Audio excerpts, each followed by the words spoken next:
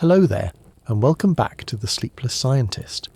Tonight we're wandering into a question that has tugged at the edges of human wonder for centuries. Can your mind, in some subtle way, feel what is yet to come? Can it remember the future before it happens? If these calm explorations bring you comfort, you're welcome to like and subscribe. And if you'd like, leave a comment telling me where you are and what time it is for you right now. I love seeing how these little lanterns of listening spread across the world, each of us gathered in one moment, though our clocks may be scattered across oceans. So dim the lights. Let the noise of the day soften, and let's set out together. If your thoughts drift, don't worry. We'll still be here when you return. There's a story that often surfaces when people speak about premonition, one that lingers because of its fragile human detail. It's about a young child, perhaps 7 or 8 years old, who dreamed of an airplane falling from the sky. In the dream there was fire, there was a sound like thunder cracking close to the earth, and there was a sense of dread that did not leave when the child awoke. The dream was vivid, strangely coherent for a mind so young, and it stayed with them through the morning. Later that week, a passenger flight did in fact crash, not far from where the child's family lived. The news carried images eerily close to what had been dreamt. Now, skeptics are quick to remind us that dreams are plentiful, and accidents, though rare, do occur. With enough people and enough nights of sleep, coincidences will happen. Yet the family remembered how shaken the child had been, and for them it did not feel like chance. It felt like the future had leaked backwards, like a candle had thrown its shadow before it was lit. Stories like this raise a delicate question. Do such experiences hint that consciousness is not bound strictly to the arrow of time we measure with clocks and calendars? Or are they tricks of memory, selective attention, the mind stitching meaning onto randomness? The truth may be layered, with psychology and mystery interwoven like threads in the same cloth. Think of déjà vu, that odd flicker when you step into a new room and feel as though you've already been there, already said the words now leaving your lips. It's a sensation most people experience, brief but oddly persuasive. Some researchers explain it as a glitch in the brain's memory circuits, the present mistakenly flagged as familiar. But others suggest that the feeling points to something more curious, that our awareness may sometimes skim ahead, like a reader glimpsing the next line before finishing the current one. And then there are gut feelings, those sudden urges to call a loved one, only to find the phone ringing with their voice already on the line, or the hesitation at a street corner that makes you pause just long enough for a car to pass. Most of the time, these impressions fade into the blur of daily life. We remember the hits and forget the misses. Yet now and then, the alignment is sharp enough to catch our attention, as though the mind had quietly listened to whispers from tomorrow. Philosophers have long struggled with this tension between time as it is measured and time as it is lived. Henri Bergson, the French thinker of the early 20th century, distinguished between clock time and duration. Clock time, he said, is useful for trains and schedules. It divides life into units, slices the infinite into manageable pieces. But the true experience of time, what he called durée, is more like a melody. Continuous, flowing, resistant to being chopped into seconds and minutes. Consciousness swims in this stream of duration. Perhaps it is in these deeper waters, rather than on the surface of ticking seconds, that glimpses of the future sometimes appear. Imagine listening to a piece of music. You know intuitively where the melody is heading, the swell before the chorus, the way the note will resolve. That sense of expectation is not built from calculation, but from immersion. You feel the shape of time unfolding. Maybe consciousness, at certain moments, does something similar with the broader score of reality, sensing not just what has been played, but what is about to arrive. For a child dreaming of fire in the sky, or for you pausing on a sidewalk without knowing why, the experience can be unsettling. It suggests that the line between present and future is not as solid as we're taught.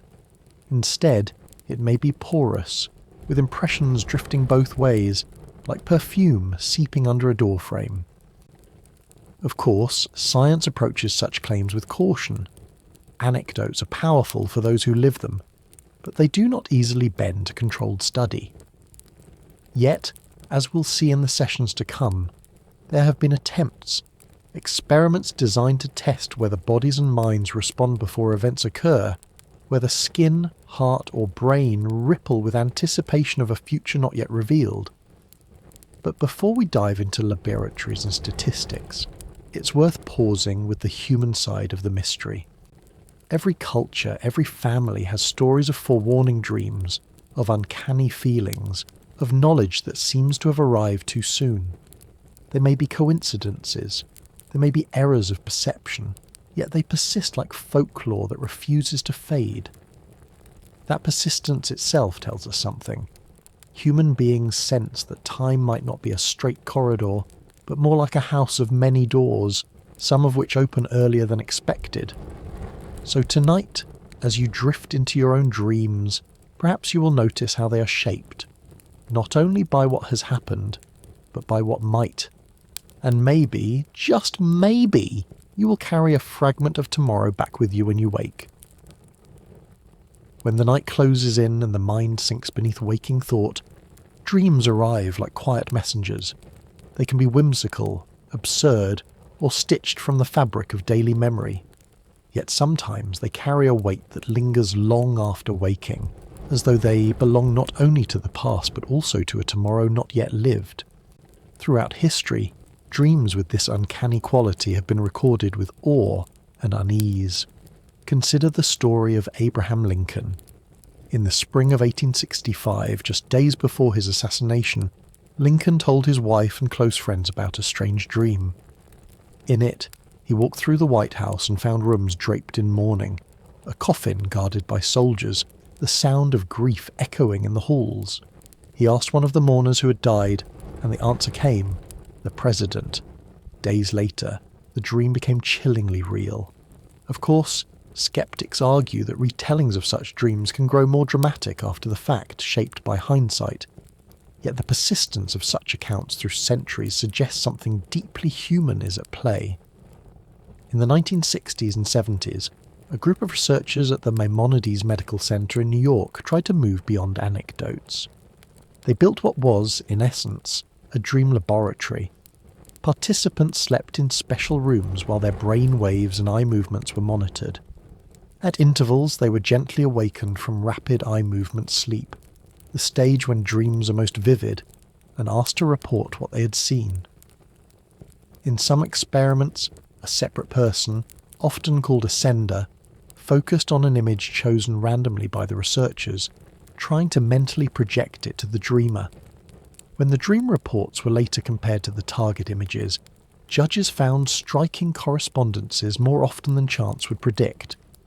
The most dramatic examples involve dreams that seem to echo the content of pictures not yet shown at the time the person was dreaming, hinting that information might slip across the usual boundaries of time. These findings, though controversial, opened a door to thinking about dreams not merely as recycling bins for memory, but as channels of perception, perhaps of events still ahead. Dreams that feel precognitive tend to stand out for a few qualities. They are often more vivid than ordinary dreams, painted with colours and textures that seem unusually real. They carry an emotional charge that clings to the dreamer upon waking, and they often focus on concrete events rather than the hazy symbolic mashups we more commonly experience. Imagine, for instance, a person who dreams of standing at a specific train station, noticing the red scarf of a stranger, and then days later finds themselves in that exact moment. The dream feels less like imagination and more like a rehearsal. Not every dream like this is prophetic, of course. Our minds are expert at pattern matching, and memory is flexible enough to bend. But for those who have experienced it, the sensation is hard to dismiss. Psychologists suggest that REM sleep lowers the barriers of our usual analytic filters. In waking life, the brain constantly edits, discards, and interprets, ensuring that only the most relevant signals reach consciousness. But in dreams, those filters loosen. Random associations bubble up, images intermix, and sometimes, according to those who believe in precognition, impressions of the future slip through. It is as though the mind becomes a wide net drifting in a deep sea, catching not only memories from yesterday, but also faint glimmers from tomorrow. Lucid dreamers, those who become aware they are dreaming and can sometimes guide the experience, report that this openness can be cultivated. By keeping a dream journal, noting recurring symbols, and paying attention to the emotional tone of their nocturnal adventures, people sometimes claim they can distinguish between ordinary dream noise and those rarer, more luminous experiences that later align with reality. Julia Mossbridge, a researcher who has championed open inquiry into precognition, has spoken about the value of recording dreams not just for curiosity, but as data. Over time, she argues, patterns may emerge, symbols that consistently precede real events, imagery that acts like a personal codebook of the future. Skeptics point out that dreams are plentiful and selective. Recall is powerful. If you dream every night for a year, that is hundreds of dream fragments. It is not surprising that some of them will vaguely resemble later experiences. What is striking, however, are the cases where the resemblance is not vague but specific. Names, numbers, images so unlikely to be coincidental that they nudge us to reconsider the boundaries of chance. Think of it this way. If you buy one lottery ticket, the odds of winning are slim. If you buy hundreds, the odds that one ticket has the winning sequence are still small, but not impossibly so. Dreams could be like that. An enormous cloud of attempts, most random, some coincidentally accurate. Yet if there is even a hint that accuracy sometimes exceeds what probability predicts, then perhaps dreams are more than just psychic lottery tickets. Perhaps they are a nightly window where the linearity of time bends slightly, letting in rays from different directions. For the listener drifting towards sleep, this thought may be both unsettling and comforting. To imagine that your dreams are not only your mind's retelling of yesterday, but also its rehearsal for tomorrow, gives a new significance to those flickering images behind closed eyes. It suggests that when you rest, you're not only restoring your body, but also stepping into a mysterious library where some of the shelves are labelled with stories yet to be lived. And so, in the quiet hours, you might choose to keep a notebook by your bed, not as proof, but as an experiment in wonder. Each dream you capture is a page of dialogue between you and time itself, whether they are only whispers of memory or occasional messages from the future. They are part of the strange, intricate dance of consciousness in its nightly voyage. When we think about memory, it usually points backward. We remember childhood summers, the taste of bread from a favourite bakery, or the embarrassment of something we once said. Memory feels like a thread tying us to the past. But some philosophers have asked a daring question. What if consciousness also carries a kind of memory of the future, not as clear or stable as ordinary recall, but as a faint impression, a twin of memory leaning in the opposite direction? The French philosopher Henri Bergson tried to capture something like this in his Reflections on Time. At the turn of the 20th century, when industrial society was increasingly ruled by clocks and timetables, Bergson reminded people that lived time was not the same as measured time. He called this lived flow duration. Unlike the seconds marked by a watch, duration could stretch or contract. A joyful afternoon might vanish in what feels like a blink, while a tense 5 minutes might drag endlessly. For Bergson, consciousness swims in this duration, flowing like a river, while the clock on the bank ticks indifferently. This distinction matters because if consciousness truly inhabits duration rather than clock time, it may not be bound in the same strict way to sequence.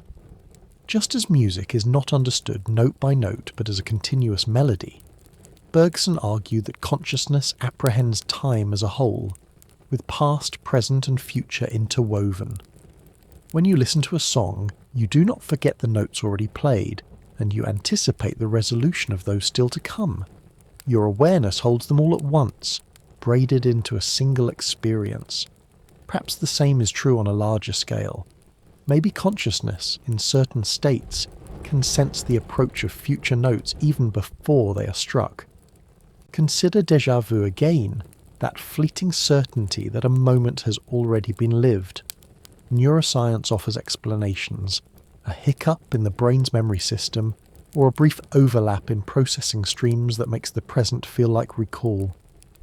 Yet from Bergson's perspective, déjà vu could also be an example of duration exposing itself. The future note is already resonating faintly, so when it arrives, we feel we knew it before. Like hearing the overture of a symphony and sensing where the chorus will swell, our consciousness sometimes seems to stretch ahead. This is not to say the future is fixed and rigid. Duration is fluid, not a pre-written script. Imagine walking along a path in the woods at dusk. You can see the next few steps, the outline of a bend, the suggestion of where the trail might lead. Beyond that, the forest is dim. Your awareness sketches possibilities, anticipates shapes, but only when you move forward do those outlines solidify. Consciousness may operate the same way, carrying both the weight of memory behind and the shadow of expectation ahead, blurring the line between them. Such a view resonates with everyday experiences that defy easy categorization. A writer may describe the ending of a story arriving fully formed before the first chapter is written, as though the future work already existed. A scientist may speak of a sudden intuition about the result of an experiment, an insight that feels less like discovery and more like recollection. Artists often say inspiration comes in flashes, not assembled step by step, but delivered in whole patterns, like lightning illuminating a landscape all at once. If these experiences feel like memory in reverse, perhaps that is not simply poetic exaggeration. In some cultures, the relationship between past and future is not mapped as we do in English, where the past is behind us and the future lies ahead. Among the Aymara people of the Andes, for example, gestures indicate the opposite. The past is in front, visible and known, while the future is behind, unseen but approaching. This reversal captures something essential. The future may not be fully available to view, but it may still press against us, brushing our backs, leaving subtle impressions. What we call intuition may be the mind's way of registering these touches. Think, too, of the way emotions colour our perception of time. When we are anxious, minutes expand, every tick a drumbeat. When we are deeply engaged, hours vanish unnoticed. If emotion can bend our experience of time so dramatically, perhaps it can also serve as a bridge, tuning us to signals from what is yet to come. Many reports of premonitions describe not just visions or thoughts, but powerful feelings, an unease before an accident, a sudden peace before good news. Feelings may be the language in which the future speaks most clearly. It is easy to dismiss such reflections as poetic but impractical. Yet even within physics, the idea that time is not a one-way street has gained traction. The equations describing the fundamental forces of nature work just as well backward as forward. In the realm of quantum theory, where particles exist in strange superpositions, cause and effect are not always neatly ordered. Experiments suggest that measurements made in the present can influence outcomes that mathematically must be traced into the past. In such a landscape, consciousness as a participant rather than a spectator seems less far-fetched. Returning to Bergson's idea, we might say consciousness lives in duration, and in that duration the future is not entirely absent. It is like a horizon at sea. You cannot yet see the details of what lies beyond, but the curvature of the world hints at its presence. Memory may be the anchor in the past, but its twin, the subtle awareness of what lies ahead, could be the sail-catching winds we do not yet understand. As you listen now, perhaps with eyes heavy and the rhythm of your breath evening out, imagine yourself floating on this river of duration. Behind you flow the eddies of memory carrying fragments of yesterday. Ahead, the current swirls into bends not yet visible, but you sense their pull. In this drifting, there is no need to strain, no need to prove. Simply acknowledge that consciousness might, at times, feel the ripple of what is coming, just as surely as it holds the echo of what has been. When personal stories and philosophies invite curiosity, the next question is inevitable. Can such whispers of the future be measured, tested, placed within the careful framework of science? Human beings have always told tales of premonitions and gut feelings, but in the past century researchers have attempted something more deliberate. They have brought these fleeting experiences into laboratories, hooked volunteers up to machines that measure the body's quiet signals, and asked a simple but astonishing question. Does the body prepare for events before they happen? The pioneer most associated with this effort is Dean Radin, a researcher whose career has often danced along the edge between accepted science and the controversial field sometimes labelled parapsychology. He and others designed experiments that looked not at dramatic predictions of disasters, but at the subtler level of physiology, the small fluctuations in skin conductance, heart rate, or pupil size that reflect our unconscious responses to stimuli. The typical setup was disarmingly simple. A participant sat comfortably in front of a computer screen, sensors attached to their fingers to measure sweat response, electrodes placed to track heart rhythm, sometimes even devices to monitor brain waves. On the screen, images would appear one by one, chosen randomly by the computer from a pool. Most images were neutral, landscapes, household objects, simple scenes of everyday life. But scattered among them were emotional pictures: a snarling dog, a car crash, a person in distress. The participant knew only that images would appear in random order, with no way to anticipate which was coming. The critical measure was not how people reacted after the images appeared. That was expected. Heart rate might speed up, skin might become slightly more conductive, pupils might dilate. What mattered was what happened in the seconds before the images arrived. Again and again, researchers reported that the body seemed to show subtle but consistent signs of anticipation. Just before an emotional image appeared, the participant's physiology shifted. Skin conductance rose, the heart rhythm changed, the brain's electrical patterns flickered differently. These changes did not occur before neutral images, only before the emotional ones. In other words, the body appeared to know what was coming, even though the conscious mind could not possibly know. The selection was random, generated at the last moment by a computer algorithm. There was no cue to pick up, no pattern to detect, no ordinary way of predicting, yet something within seemed to lean forward in time, like a tree bending before a wind that has not yet reached us. Skeptics were quick to challenge the results, pointing out the importance of strict controls and large sample sizes, and indeed, individual studies often involved only dozens of participants, leaving room for chance or subtle biases. But in 2012, Julia Mossbridge and colleagues performed a meta-analysis, pooling results from 26 experiments conducted across several laboratories. The combined data suggested that the anticipatory effect was real, small but statistically significant. The body, it seemed, whispered before the event. Think of the skin as a quiet drum, vibrating before the thunder arrives, or the heart as a cautious traveller, slowing or quickening before the road bends. These metaphors capture what the graphs and charts tried to show: a physiological ripple moving against the usual current of time. One might wonder whether these findings really indicate glimpses of the future, or simply some hidden flaw in experimental design. Perhaps the random number generators were not truly random. Perhaps subtle cues leaked from the experimenters. Science demands caution, and such possibilities are always considered. Yet the persistence of the effect across independent groups and the care taken to eliminate obvious flaws keeps the question open. Even within mainstream psychology, there is acknowledgement that the brain is a prediction machine. It constantly anticipates the next moment, the next word in a sentence, the next step on the staircase, the next turn in a familiar road.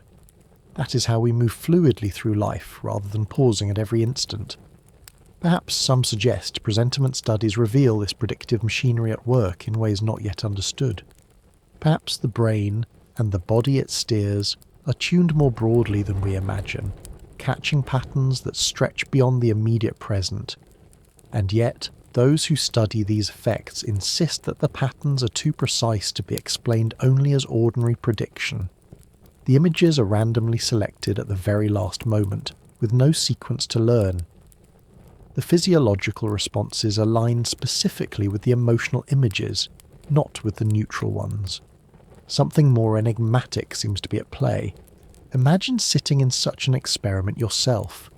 You're relaxed, senses attached, the room dim. On the screen before you, pictures flash, some serene, some startling. You try not to anticipate, but your body, quietly monitored, seems to anticipate anyway.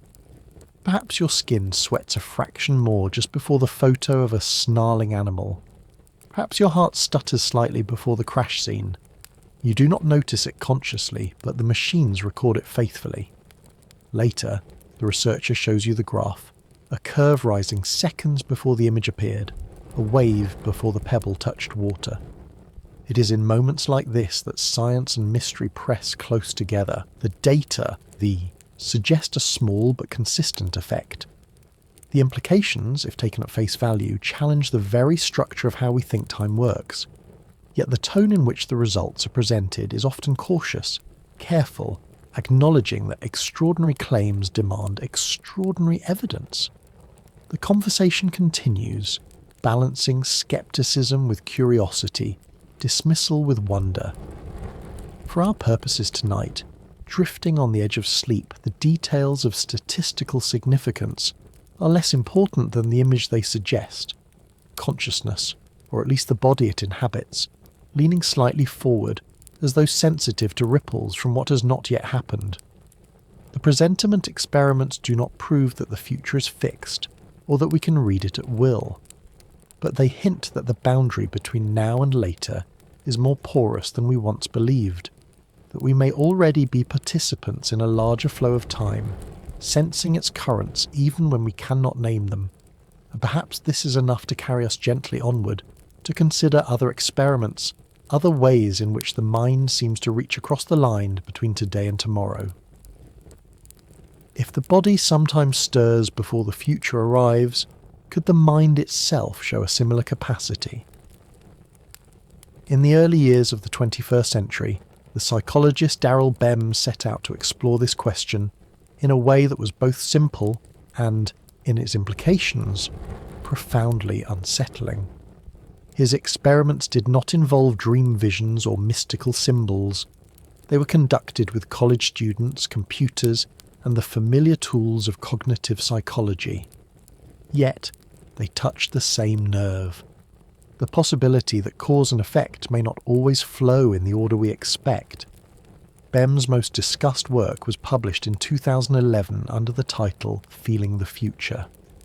At its heart, the design looked like a typical psychology experiment, the kind you might encounter as an undergraduate participant hoping to earn a few extra credits. Volunteers would sit in front of a screen and perform tasks designed to measure reaction times, memory, or emotional responses. On the surface, nothing was unusual. What was unusual lay in the timing. In a classic priming experiment, people see a stimulus, such as a word or an image, and then are asked to respond to something that follows. For example, if you see the word flower, you may respond more quickly to the word rose than to the word chair, because your brain has already been nudged in a certain direction. This is called priming, and it is well established in psychology. What Bem did was to flip the order. Instead of measuring whether earlier stimuli influence later responses, He asked whether later stimuli could reach backward in time and influence responses that had already been made. Imagine sitting at the computer. You're shown a word and asked to judge whether it is pleasant or unpleasant. You respond quickly, perhaps barely conscious of your reasoning. Then, only after you have responded, the computer randomly selects whether you will later practice that word again in a memory task. According to conventional logic, your earlier response should have nothing to do with what the computer will choose later. Yet Bem reported that participants responded more quickly, as if primed, to words that they would only encounter in the future.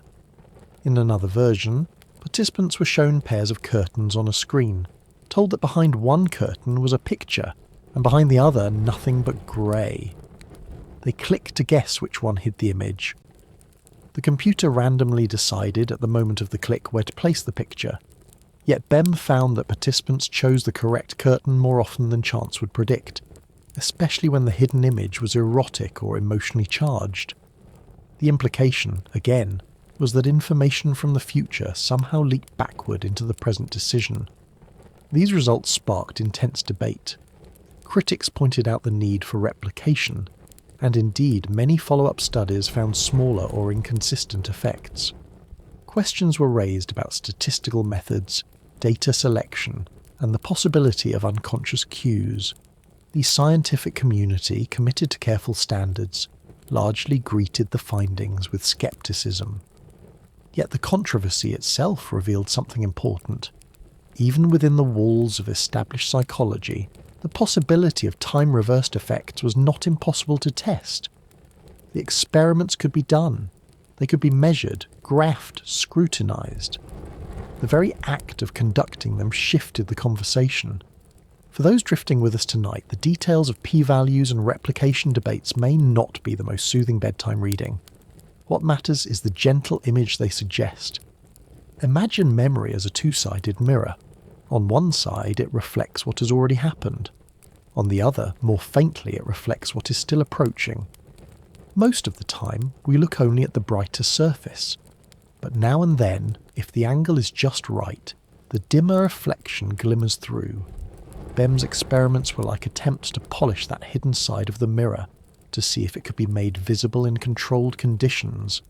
Whether or not the results stand the test of time, they echo experiences many people have felt. Think of a student who feels unusually confident about one question on an exam, only to find that very topic emphasized in future lectures. Or a musician who improvises a phrase that turns out to anticipate the melody of a song not yet written. In ordinary life, these moments may be explained as coincidence or unconscious preparation, but they resonate with the idea that awareness is not strictly confined to the present arrow of time. The larger question raised by Bem's work is not only whether such effects exist, but what they would mean for our understanding of mind. If responses can be nudged by future events, even subtly, then consciousness is not simply a passive receiver of stimuli flowing from past to present. It is more like a participant in a dialogue, engaged in a conversation where messages can travel in both directions. Think of reading a novel. Usually you turn the pages one by one, discovering events in sequence. Yet sometimes, without knowing how, you sense the ending. You may not know the details, but you feel the shape of what is coming. The foreshadowing whispers to you, not only from the past chapters, but from those you have not yet reached. Bem's experiment suggested that the mind might be reading the story of reality in a similar way, glancing at pages not yet turned. And perhaps this perspective offers a gentler way to hold the controversy. The experiments do not demand that we believe in a predetermined future or abandon the common sense of cause and effect. Instead, they invite us to consider that time may be more like a tapestry than a line, with threads woven in both directions. Consciousness, then, might be sensitive to tensions within that weave, pulling slightly from ahead as well as from behind. As you settle into your own thoughts, you might imagine your awareness as a traveller on a path through a forest. You step forward, leaves crunching underfoot, the path curves, and you cannot yet see where it leads. But you feel, in some inarticulate way, that the clearing ahead is already calling to you. That feeling does not negate your free will or your choices. It simply reminds you that time, like the forest, holds more than what is immediately visible. In the next sessions, we will turn to Julia Mossbridge, a researcher who has argued that these glimpses are not rare anomalies, but part of the human experience, waiting to be recognised and nurtured. For now, let us rest with the image of a mind that may, at times, respond not only to echoes of the past, but to whispers of the future. A mind that feels the unfolding of reality, as if time itself were gently doubled. In the world of science, questions about the future are often met with a cautious silence. Researchers may be curious in private but hesitant to explore in public, aware that careers can be shaped not only by data but by perception. Against this backdrop, Julia Mossbridge has stood as one of the few willing to bring her voice forward, suggesting that glimpses of the future deserve to be studied with the same curiosity we grant to any other mystery of mind. Mossbridge is a cognitive neuroscientist by training, which means she comes from a field deeply invested in measurable processes, brain scans, behavioural tests, statistical rigour. Yet her work has consistently circled around the possibility that human beings sometimes experience information before it's available by ordinary means. She has co-authored meta-analyses, compiling results from dozens of experiments on what she calls predictive anticipatory activity. Her conclusion is careful but clear. Across many laboratories, participants' physiology shows small but consistent changes seconds before randomly selected stimuli. For her, the implications are not just academic. She argues that precognition, far from being a rare gift, may be a natural part of human experience. Everyone has stories of intuition, uncanny dreams or hunches that proved accurate. The difference, she suggests, is that in modern Western culture we're taught to dismiss them. Where some indigenous or shamanic traditions might regard dreams of the future as messages to be respected, our schooling trains us to label them coincidence or imagination. The ability in this view is widespread but culturally suppressed, hidden beneath layers of skepticism and embarrassment. One of Mossbridge's gentle invitations is to keep a dream journal, not because every dream is meaningful, but because recording them creates a record against which impressions can later be compared. A fleeting image of water might be forgotten by morning. Written down, it can be recognised when the week unexpectedly brings a flood or a spilled glass at just the wrong time. Over months and years, she suggests, patterns may emerge. Symbols repeat, certain emotional tones precede specific events. By paying attention, one begins to notice the subtle rhythm of impressions that otherwise vanish into the haze of waking. Imagine waking in the early dawn, the fragments of a dream already slipping away. You reach for a notebook on your bedside table and write quickly, without judgment. Red scarf, crowded station, feeling of being late. At the time it feels random, just another odd collection from the night. But when days later you find yourself at a train platform, noticing someone in a red scarf and realising you almost missed the departure, the connection flickers. Was it a coincidence? Or was it the dream carrying a faint impression forward? By keeping a record, you give yourself the chance to see patterns that a forgetful mind would otherwise erase. Mossbridge often emphasises that this is not about certainty or fortune-telling. It is about opening space for experiences that do not fit neatly into the linear model of time. Just as science once resisted the idea of microscopic life or invisible forces like electricity, she suggests that we may now be resisting an aspect of consciousness that is simply ahead of our theories. To reject it outright may be as premature as dismissing magnetism before compasses. Of course, such advocacy has not always been welcomed. Critics argue that extraordinary claims require extraordinary evidence, and that until replicability is rock solid, these phenomena should not be given serious attention. Mossbridge does not deny the challenges. She agrees that the effects are small, that noise and bias can easily obscure them. but she insists that small effects, if genuine, are still worth studying. After all, the first signals of radio waves or gravitational ripples were faint too, nearly lost in the static. It was only persistence that brought them into focus. What makes her perspective distinctive is its combination of rigour and compassion. She does not frame precognition as a superpower or a dramatic spectacle. Instead, she presents it as a gentle capacity, something woven into everyday life, accessible to anyone willing to pay attention. In this way, her voice softens the divide between science and experience. She encourages curiosity rather than belief, experiment rather than dogma. For those listening in the quiet of night, her approach offers reassurance. You do not need to predict stock markets or disasters to take this seriously. You can simply notice the small ways in which your mind and body sometimes lean ahead. Perhaps you recall thinking of a friend just before their message arrived. Perhaps you hesitated before a decision and later felt grateful for the pause. These moments, Mossbridge would say, are worth recording, not because they prove anything to anyone else, but because they may prove something to you. It is easy, in a culture that values certainty, to dismiss such impressions as noise. But as she points out, life is often guided by signals that are subtle. The flicker of a smile that changes a conversation, the hesitation in a voice that shifts our choice, the faint aroma of smoke that sends us checking the stove. We are built to respond to whispers. Why should time itself not whisper too? In her writings and talks, she sometimes uses the phrase radical open-mindedness. It does not mean abandoning critical thinking. It means holding space for the possibility that reality is stranger than we know, and that human consciousness may participate in that strangeness in ways we're only beginning to glimpse. Such open-mindedness is not only a scientific posture, but an ethical one. It allows us to honour the experiences of those who feel they have dreamt or intuited the future, without demanding immediate proof. It encourages us to explore gently what it means to live in a universe where tomorrow may already touch today.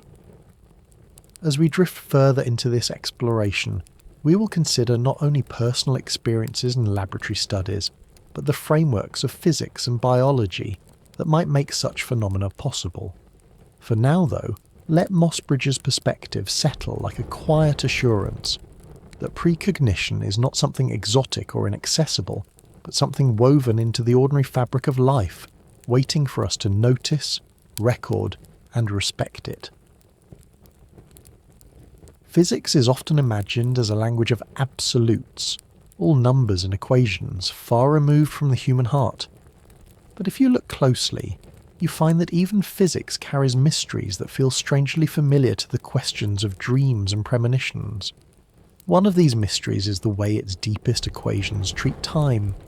To our daily senses, time flows one way only, from yesterday to today to tomorrow, but in the mathematics of quantum theory, time can look far less directional. The formulas work just as well forward as they do backward, as if nature is not committed to the same arrow we live by. Think of a drop of ink falling into a glass of water. As it spreads, you see tendrils curl outward, dark lines reaching like fingers into the clear liquid. We know the drop will disperse until the water is evenly tinted, and that process seems irreversible. You would never expect the ink to suddenly gather itself back together and form a neat drop again. Yet at the most fundamental level, the equations describing the particles of ink and water do not forbid this reversal. They allow the possibility of time moving backward just as easily as forward. What prevents us from seeing it in daily life is not the laws themselves, but the sheer weight of probability. Once the ink is dispersed into countless molecules, the chance of them reassembling is vanishingly small. Still, the symmetry remains in the mathematics. To a physicist, this is called time reversal invariance. To the rest of us, it is like realizing that the road of time might actually be two-way, even if our vehicles usually only travel in one direction. The thought that the laws of nature themselves do not privilege past over future is unsettling at first. It makes you wonder whether our sense of flow is simply a habit of perception, a survival strategy, rather than a fundamental truth. This is where retrocausality enters, a term that sounds like it belongs in a science fiction novel, but is in fact discussed seriously in certain corners of theoretical physics. Retrocausality suggests that effects might sometimes influence causes, that the future could reach back and tug gently on the present. Imagine tossing a pebble into a pond. Normally you expect ripples to spread outward from the splash point, but what if some ripples could also converge backward, arriving before the pebble even touches the surface? That is the kind of imagery retrocausality evokes. For those listening as the night deepens, the point is not to master equations, but to feel the possibility they hint at. If the universe's rules do not distinguish between past and future, then perhaps our consciousness is not strictly confined to one direction either. Perhaps the faint anticipations recorded in laboratory studies, or the uncanny moments of intuition in daily life, are small reflections of this deeper symmetry. We might be like surfers riding a tide that moves both ways, usually carried forward, but now and then catching the swell of a backward wave. Even some interpretations of quantum mechanics, such as the so-called transactional interpretation, imagine particles communicating across time. In this view, when an electron moves, it does not simply emit a wave that travels forward. It also sends a kind of echo backward, and the actual event we see is the handshake between these two waves, one from the future and one from the past. It is a radical picture, but it resonates with the notion that time is not a one-way street. If such things sound abstract, consider how often we already live with predictions. The brain itself is constantly anticipating. When you catch a ball, you do not calculate its trajectory in the moment. You feel it ahead of time, adjusting your hand before the ball arrives. When you listen to a familiar melody, you anticipate the next note, and the satisfaction you feel when it lands as expected is your mind aligning with the pattern. These are not exotic powers, but ordinary processes of living in a predictive body. Quantum symmetry suggests that prediction may not always be limited to the near future we can calculate. It raises the possibility that at deeper levels the future and the past are braided, and our awareness might sometimes brush against both strands. It is worth remembering that not all physicists agree on these interpretations. Many are content to treat time symmetry as a mathematical convenience, not a license to imagine premonitions or foresight. Science thrives on caution, and rightly so. Yet even the cautious cannot deny that the equations leave the door ajar. The idea that the future is already embedded in the fabric of reality, at least in some faint form, is not purely mystical. It is hidden in the very symbols scientists use to describe motion and interaction. For us, listening in the quiet, what matters is the imagery this opens. Picture time as a river not confined to a single current, but flowing in both directions at once. Most of the time, you drift downstream, memories behind you, possibilities ahead. But occasionally you may feel a tug against the current, a ripple that comes from what has not yet happened. It might be only a whisper, but it is there, reminding you that the universe may be more generous with time than our clocks allow. As we move into the next session, we will consider how this symmetry might connect not only particles, but people, not only events, but selves across time. If the universe allows waves to stretch backward, then perhaps you are already entangled with your own future self, meeting at some luminous intersection where observation and intention shape what becomes real. But for now, rest with the thought that physics itself, with all its precision, admits that time may not be locked, that the ink could ripple in either direction, and that consciousness, like a patient surfer, might sometimes ride a tide returning from tomorrow.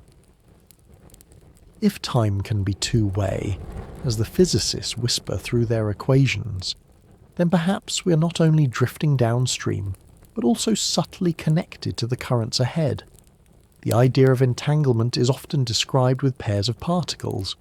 Two photons, once linked, can remain correlated no matter how far they are separated. Measure one, and the other reveals itself instantly, as if distance were irrelevant. It is a phenomenon so strange that even Einstein called it spooky action at a distance, yet it is also so well established that entire fields of quantum technology now depend upon it. But what if entanglement is not limited to particles in a lab? What if consciousness itself participates in a kind of entanglement across time? Imagine that you are entangled with your own future self, the you that exists tomorrow or next year or decades from now. The choices you make in this moment might be influenced not only by your memories of the past, but also by gentle signals from the person you will become. It is a radical thought, but one that resonates with the hints from experiments, from dreams, and from moments of intuition we cannot easily explain. Physicist John Wheeler once described the universe as participatory. In his vision, reality does not fully exist until it is observed, and observers, conscious beings like us, help crystallize outcomes by the very act of witnessing. In this picture, time is not a rigid track laid down in advance. It is more like a field of possibilities, solidifying only when choices are made. If so, then your present self is not only shaped by the past, but also in quiet conversation with the future, each observation helping to weave the fabric of what is real. Picture it this way. You're walking through a darkened corridor with doors on either side. Each door leads to a different room, a different outcome, but you cannot see which until you open it. From behind one door you hear a faint sound, perhaps your own voice, older, calmer, calling you forward. You pause, then turn the handle, guided not only by what you remember, but also by a whisper from what has not yet happened. That moment of guidance, however faint, is what entanglement with the future might feel like. This notion finds echoes in personal experience.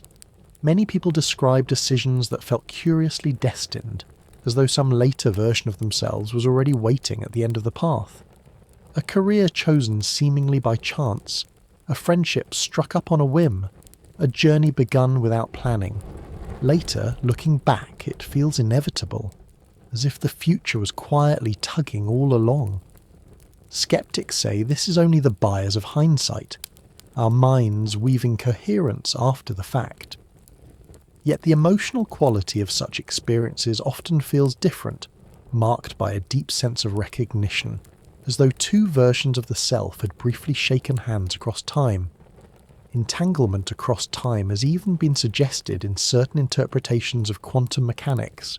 Some researchers speak of temporal entanglement, where measurements made now appear linked with conditions set in the future. The details are complex, involving delayed choice experiments where the act of observation seems to reach backward and alter what has already occurred. For our purposes tonight, drifting on the gentle current of thought, what matters is the image, present and future bound together, each shaping the other in a delicate dance. To tie this to intuition, think of the mind as a radio tuned not only to the station of the present, but also faintly to a channel broadcasting from tomorrow. The signal is weak, mixed with static, easy to dismiss. Yet every so often, a phrase comes through clearly, a flash of guidance that feels undeniable. When you follow it, you find that events fall into place, as though you had stepped into alignment with a pattern already waiting for you. There is comfort in such an idea, especially at night. It suggests that you are not alone in navigating uncertainty. Your future self, wiser for having lived what you have not yet encountered, may already be leaning back, offering hints. The choices you make today are not blind leaps into darkness, but steps in a dialogue, where the other voice in the conversation belongs to you, simply stretched across time. Of course, the practical mind wonders what this means for free will. If the future self can influence the present, is everything already written? The participatory view of Wheeler provides a softer answer. Reality is not predetermined but co-created. a branching tree of possibilities where observation prunes and solidifies certain paths. Entanglement does not dictate, it guides, offering gentle nudges rather than iron rules. It is like dancing with a partner. You feel their lead, but your steps remain your own. Let yourself imagine for a moment that you're standing at a crossroads bathed in light. To your left is the self you might become if you choose one path. To your right is another. Each version is real in potential, shimmering like reflections in water. When you take a step, one reflection solidifies, the others fade, but in that instant before commitment, you're entangled with them all. Consciousness may sometimes feel the tug of these reflections, and what we call intuition may be the echo of a handshake between present and future selves. This imagery may sound poetic, yet it resonates with Wheeler's profound suggestion that we live in a universe where consciousness helps write reality. The cosmos is not a finished book, but an unfolding story, and each observation, each choice, is a word inked upon the page.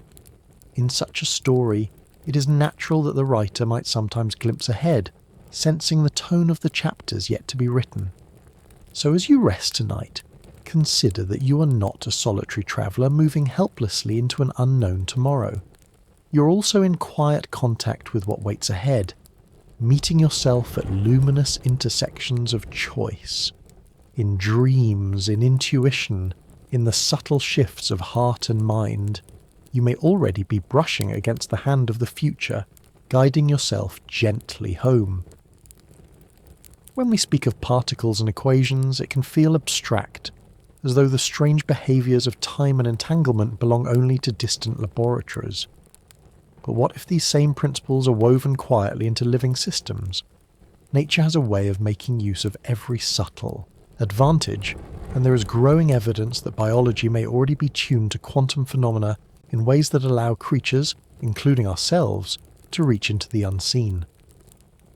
If that is true, then perhaps the body itself is an antenna, sensitive not only to the present moment but to faint ripples from what lies ahead. One of the clearest examples comes from the world of birds. Migratory species are known to navigate with astonishing precision, travelling thousands of miles to reach breeding grounds they have never seen before. For a long time, scientists wondered how such tiny creatures could orient themselves so reliably. Experiments gradually revealed that birds seem to sense the Earth's magnetic field, as if they carry an invisible compass inside their bodies. But how could this work? The strength of the magnetic field is incredibly weak, far too subtle to be detected by ordinary chemistry. The current leading explanation is that certain proteins in their eyes contain molecules that become entangled pairs of electrons. These pairs react differently depending on magnetic orientation, creating a kind of quantum sensor that allows the bird to literally see magnetic lines of force. If entanglement can be harnessed by a robin or a swallow, why not by other forms of life as well? Photosynthesis, the process by which plants capture sunlight and turn it into energy, also appears to rely on quantum effects. When a photon strikes a leaf, the energy is transferred through a network of molecules with nearly perfect efficiency. Laboratory studies suggest that this transfer is guided by quantum coherence, waves of possibility that explore multiple pathways at once before settling on the most efficient route. It is as if the plant uses a quantum search algorithm to sip sunlight more effectively. These examples do not mean birds are prophets or plants are oracles, but they show that life has evolved ways of exploiting the quantum world. And if that is so, it invites us to ask, could the human brain, the most complex organ we know, also be shaped by processes that reach beyond the linear tick of time? Some researchers have suggested that microtubules, tiny scaffolding structures within neurons, might play a role in quantum processing. This idea, though controversial, imagines that fleeting quantum states could be maintained within the brain long enough to influence consciousness. If true, then awareness itself might have roots in phenomena that are not bound strictly to the present. There are also those who point to the pineal gland, a small structure nestled deep in the brain, often called the third eye in mystical traditions. Scientifically, we know it regulates melatonin and circadian rhythms, helping to keep our sleep and wake cycles in tune with the day. But some speculative theories imagine it as a biological antenna, sensitive to subtle electromagnetic or even quantum signals. Whether or not these ideas prove correct, the symbolism of the pineal as a bridge between inner and outer, present and possible, has lingered for centuries. Think of your own senses for a moment. Vision, hearing, taste, smell and touch are all forms of antennas, each tuned to a particular range of signals. Eyes respond to light in a narrow spectrum of wavelengths. Ears catch vibrations in the air. Skin responds to pressure and temperature. None of these senses perceives the world in its entirety. They are windows, partial but precious, through which reality streams. It is not unthinkable that there could be other channels, subtler, less developed, perhaps tied to time itself. If birds can sense the Earth's magnetic field, and plants can exploit quantum coherence, then perhaps humans carry latent capacities to register faint impressions of what is yet to come. Daily life offers hints. You might feel a sudden shiver before a loved one calls, or a tightening in the chest before unexpected news arrives. These sensations may be dismissed as coincidence, but if biology is indeed threaded with antennas tuned to subtle signals, then what we experience as intuition could be their output. The body might be registering changes that are not yet visible, just as the nose can catch the scent of rain long before clouds break overhead. Imagine standing outside on a summer day. The air is still, but the leaves begin to rustle before the breeze touches your skin. The trees are antennas too, their branches translating the approach of wind into sound. In the same way, perhaps your nervous system translates tiny fluctuations, quantum, biological, emotional, into hunches and feelings that reach you just ahead of the actual event. Science has only begun to scratch the surface of such possibilities. Most neuroscientists remain cautious, preferring explanations that keep the brain firmly within classical boundaries. Yet the emerging field of quantum biology shows that nature repeatedly finds ways to exploit subtle physics. If the human body is indeed an antenna, then precognition may not be mystical at all. It could be the natural byproduct of a system designed to be exquisitely sensitive, a receiver picking up whispers from a signal that extends not only across space but across time. For us, lying quietly tonight, the details are less important than the wonder they evoke. It is enough to imagine your own body as a network of sensing structures, not just eyes and ears, but deeper antennas tuned to vibrations of possibility. When you feel a hunch, when you dream vividly, when your heart quickens for no reason, perhaps you are touching these channels. Perhaps you're registering the faint ripples of tomorrow. So breathe deeply and picture yourself as part of a living web. Birds navigating oceans, plants drinking sunlight, you resting in your room, all connected by threads of physics that do not fully respect the walls of time. Your body, like theirs, may be more than it seems, an antenna quietly listening, not only to the world around you, but also to the world still on its way. When you sit in stillness, with no urgent task at hand, your mind does not fall silent. Instead, it drifts. Thoughts wander from memory to imagination, from errands you forgot to do to places you may never visit from yesterday's conversations to scenarios that might unfold tomorrow. Neuroscientists call this constant background hum the default mode network, a set of brain regions that light up when we are not focused outwardly but inwardly, when we are letting the mind circle its own loops.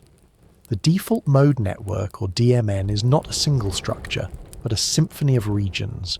The medial prefrontal cortex, the posterior cingulate cortex, the angular gyrus, among others. If those terms feel heavy, imagine them instead as instruments in an orchestra, each playing a motif that blends into the whole.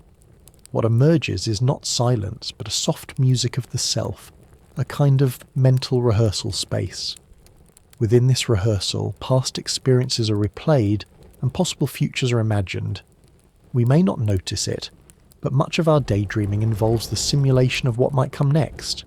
Conversations we expect, events we hope for or dread, decisions we anticipate having to make.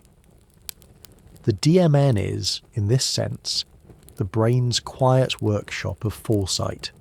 What fascinates researchers is that the DMN seems to operate on multiple scales of time.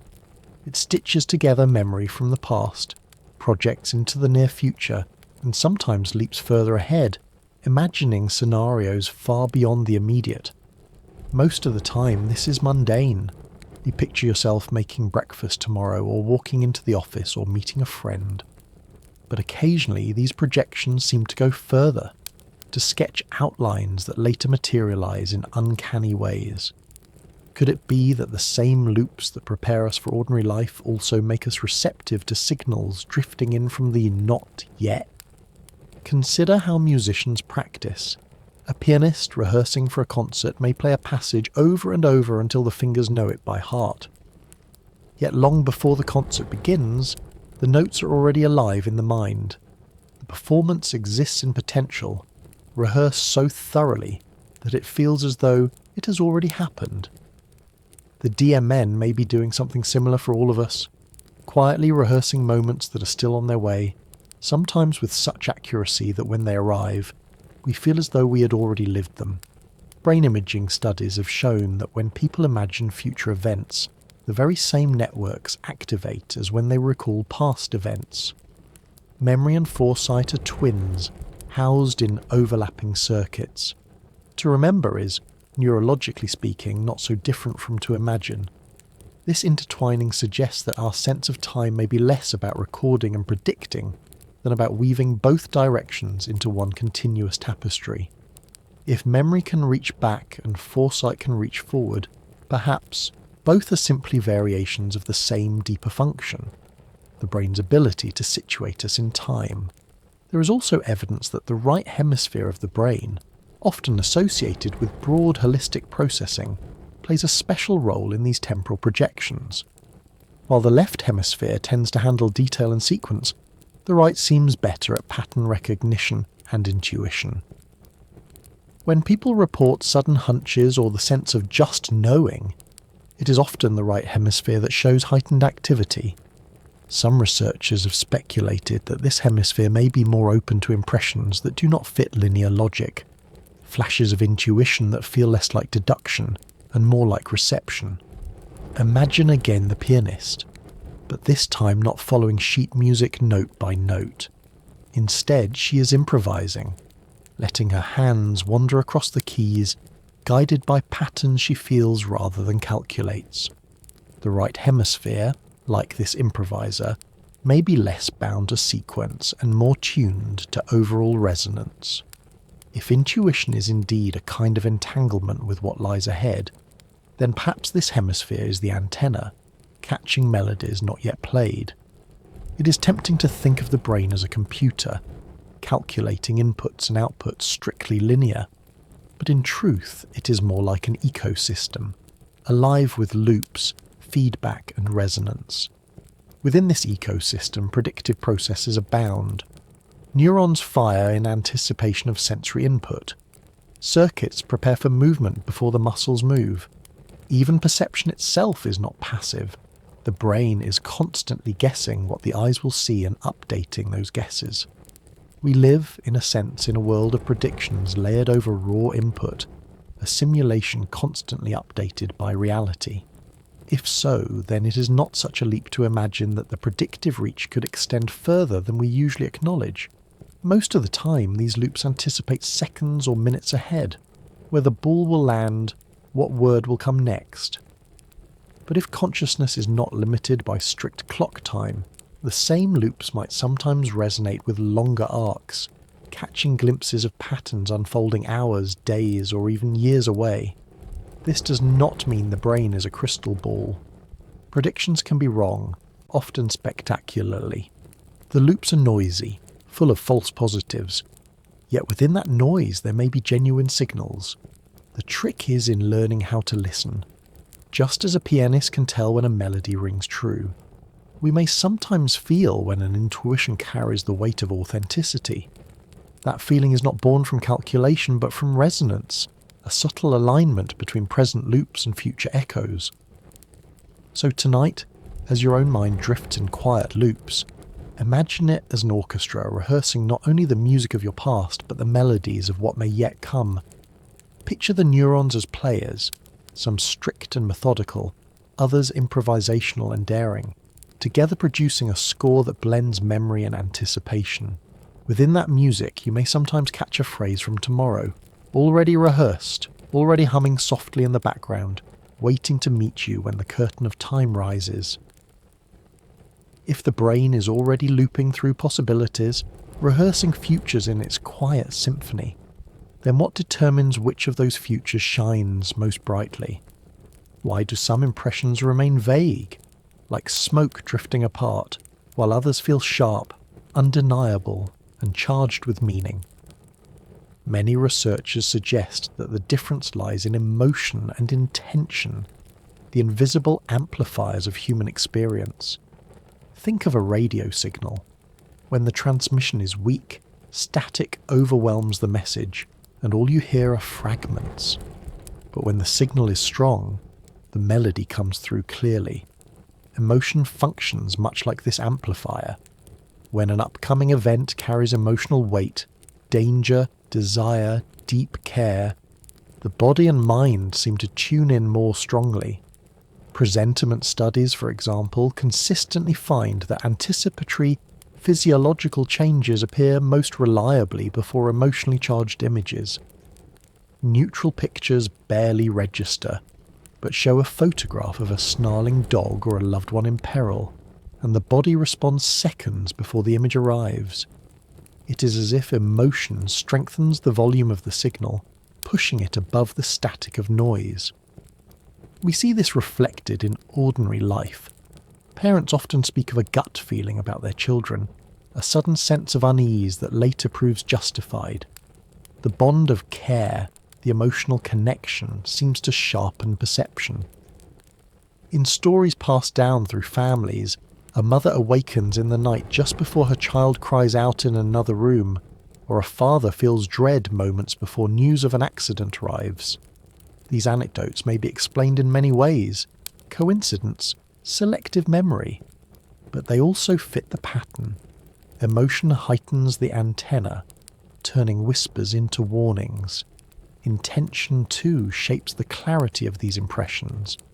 When people approach experiences with openness, curiosity, and a clear wish to notice, they often report more meaningful coincidences, more moments of uncanny alignment. Meditation practitioners sometimes describe this as a kind of attentional tuning. By quieting ordinary distractions, they sharpen sensitivity to subtle impressions. If emotion is the volume knob, intention is the dial that selects the station. Without intention, the signal may be present but overlooked. With intention, it is more likely to be heard. Belief also plays its part. Studies have shown that participants who believe in the possibility of precognition often show stronger results in presentiment experiments. Skepticism, while useful for critical analysis, may act like a filter that blocks awareness of subtle cues. Belief does not create the phenomenon, but it may open the door for the mind to notice what would otherwise be dismissed as meaningless noise. This does not mean we must accept every impression uncritically, but it suggests that openness itself is part of the mechanism. The act of allowing for possibility is a form of intention, and intention shapes perception. There are parallels here in other domains of life. Athletes know that visualization, paired with emotional investment, enhances performance. A runner who imagines crossing the finish line, feeling the triumph in advance, primes the body for success. Musicians who rehearse with passion, rather than mechanical repetition, embed the music more deeply. In each case, emotion and intention amplify the rehearsal, transforming it from background noise into a vivid blueprint. If the mind can do this for ordinary tasks, Perhaps it can also do it for glimpses of the future. Imagine sitting quietly at home, reflecting on tomorrow. Your thoughts drift, and suddenly an image comes. Your friend's face, unusually vivid. You feel a pang of concern, though no reason comes to mind. The next day, the friend calls with unexpected news of a challenge they are facing. Was the image a coincidence, or was it your emotional bond amplifying a subtle signal, pulling it into awareness? Without the pang of feeling, the impression might have passed unnoticed, just another flicker in the mental static. Emotion, in this way, acts like a highlighter across the pages of possibility. Cultures around the world have long recognized this. In many traditions, rituals of foresight are not performed in a cold, detached manner. They are filled with intensity, music, dance, prayer, states of heightened feeling. These elements may not merely be decoration, they may be the very tools that tune human consciousness into resonance with what is yet to come. Whether in the rhythmic drumming of a shamanic journey, or the solemn silence of a contemplative retreat, emotion and intention create the conditions for glimpses to emerge. Modern research is beginning to explore how lifestyle and environment may modulate sensitivity as well. Some studies suggest that electromagnetic conditions, stress levels, and even diet can affect how responsive the body is to subtle signals. While the evidence is preliminary, it points to a broader theme. Human beings are not static receivers. Our sensitivity varies with our inner and outer states. Just as a radio works best when tuned carefully and supplied with clean power, our ability to notice faint impressions of the future may depend on the clarity of our emotions, intentions, and beliefs. To rest with this thought at night is to find reassurance. You do not need to force the future into view. Instead, you can notice when your feelings are unusually strong, when your heart insists on attention. You can treat emotion not as an enemy of reason, but as a companion, guiding you towards signals that matter. You can set intentions not as rigid demands, but as invitations, telling your mind gently, "I am listening." And you can allow belief to soften skepticism without abandoning discernment, creating a space where whispers can be heard. So as you breathe quietly now, imagine your consciousness as a receiver glowing in the dark. Emotion is the current that powers it, intention the dial that tunes it, belief the openness that lets the melody through. Together they transform static into song, turning the vague loops of the brain into clear impressions. If the future ever leans close, it will be through these amplifiers that you hear its voice. We often speak of the mind as the seat of foresight, the organ that dreams, imagines, and calculates. Yet there is another rhythm within us, steady and constant, that seems to whisper its own kind of awareness. The heart beating quietly in your chest right now is more than a mechanical pump. It carries its own intelligence, a delicate sensitivity that some researchers believe may even reach forward, attuning itself to moments not yet arrived. In everyday speech, we already grant the heart this role. We say we follow our heart, or that our heart was not in it. We describe heartache, heartfelt joy, heartfelt knowing. These phrases may be poetic, but they are rooted in something felt. The heart is not only an organ, but also an experience, a centre of meaning that shapes the way we live. In recent decades, science has begun to recognise that the heart's rhythms influence the brain as much as the brain influences the heart. Signals travel upward through nerves, hormones, and pressure waves, altering mood, focus, and perception. One area of study, sometimes called heart coherence research, measures how the rhythm of the heartbeat shifts under different states of emotion. When a person is anxious or frustrated, the heartbeat becomes jagged, irregular, like waves crashing in confusion. But when a person is calm, grateful, or loving, the heartbeat smooths into a coherent pattern, a gentle sine wave that seems almost musical. This coherence does not only reflect emotion, it also appears to affect cognition, enhancing clarity and resilience. Some studies even suggest that in states of coherence, the heart becomes more sensitive to subtle cues, as though attunement opens a wider field of awareness. There have been experiments, still debated, still exploratory, that suggest the heart may respond even before the brain when facing unpredictable future events. In some designs, similar to presentiment studies, sensors tracked not only brain waves and skin conductance, but also the rhythm of the heart. The data hinted that the heart's variability shifted seconds before emotional images appeared, as though the pulse leaned forward into the coming moment. The changes were subtle, but they echoed the same pattern: anticipation without knowledge, preparation before perception. Imagine your heart as a traveller walking slightly ahead of you on the path of time. You follow behind, guided by its pace.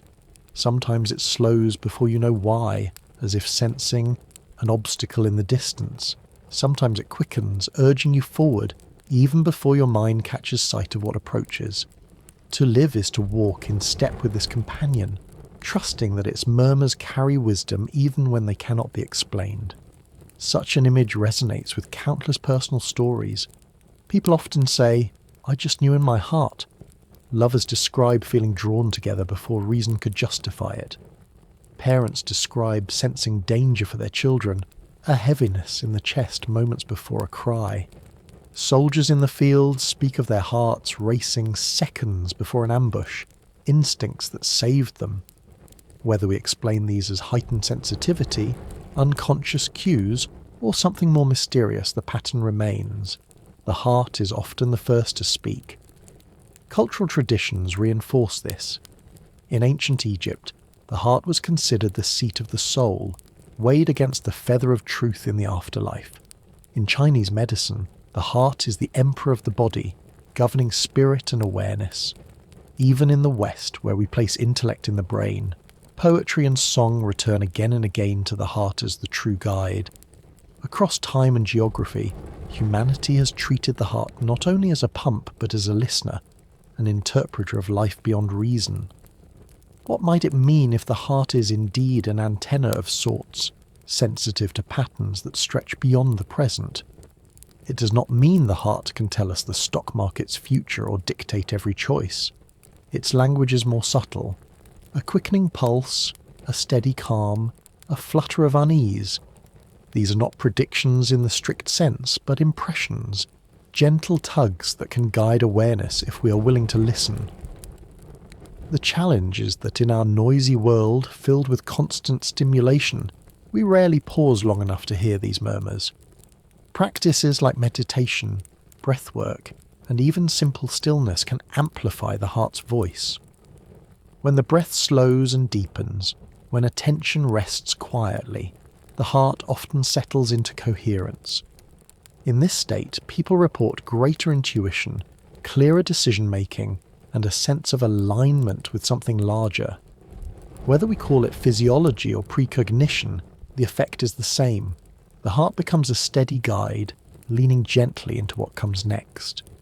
Picture your own heartbeat now, a rhythm you cannot hear directly, but that has been with you since before you were born.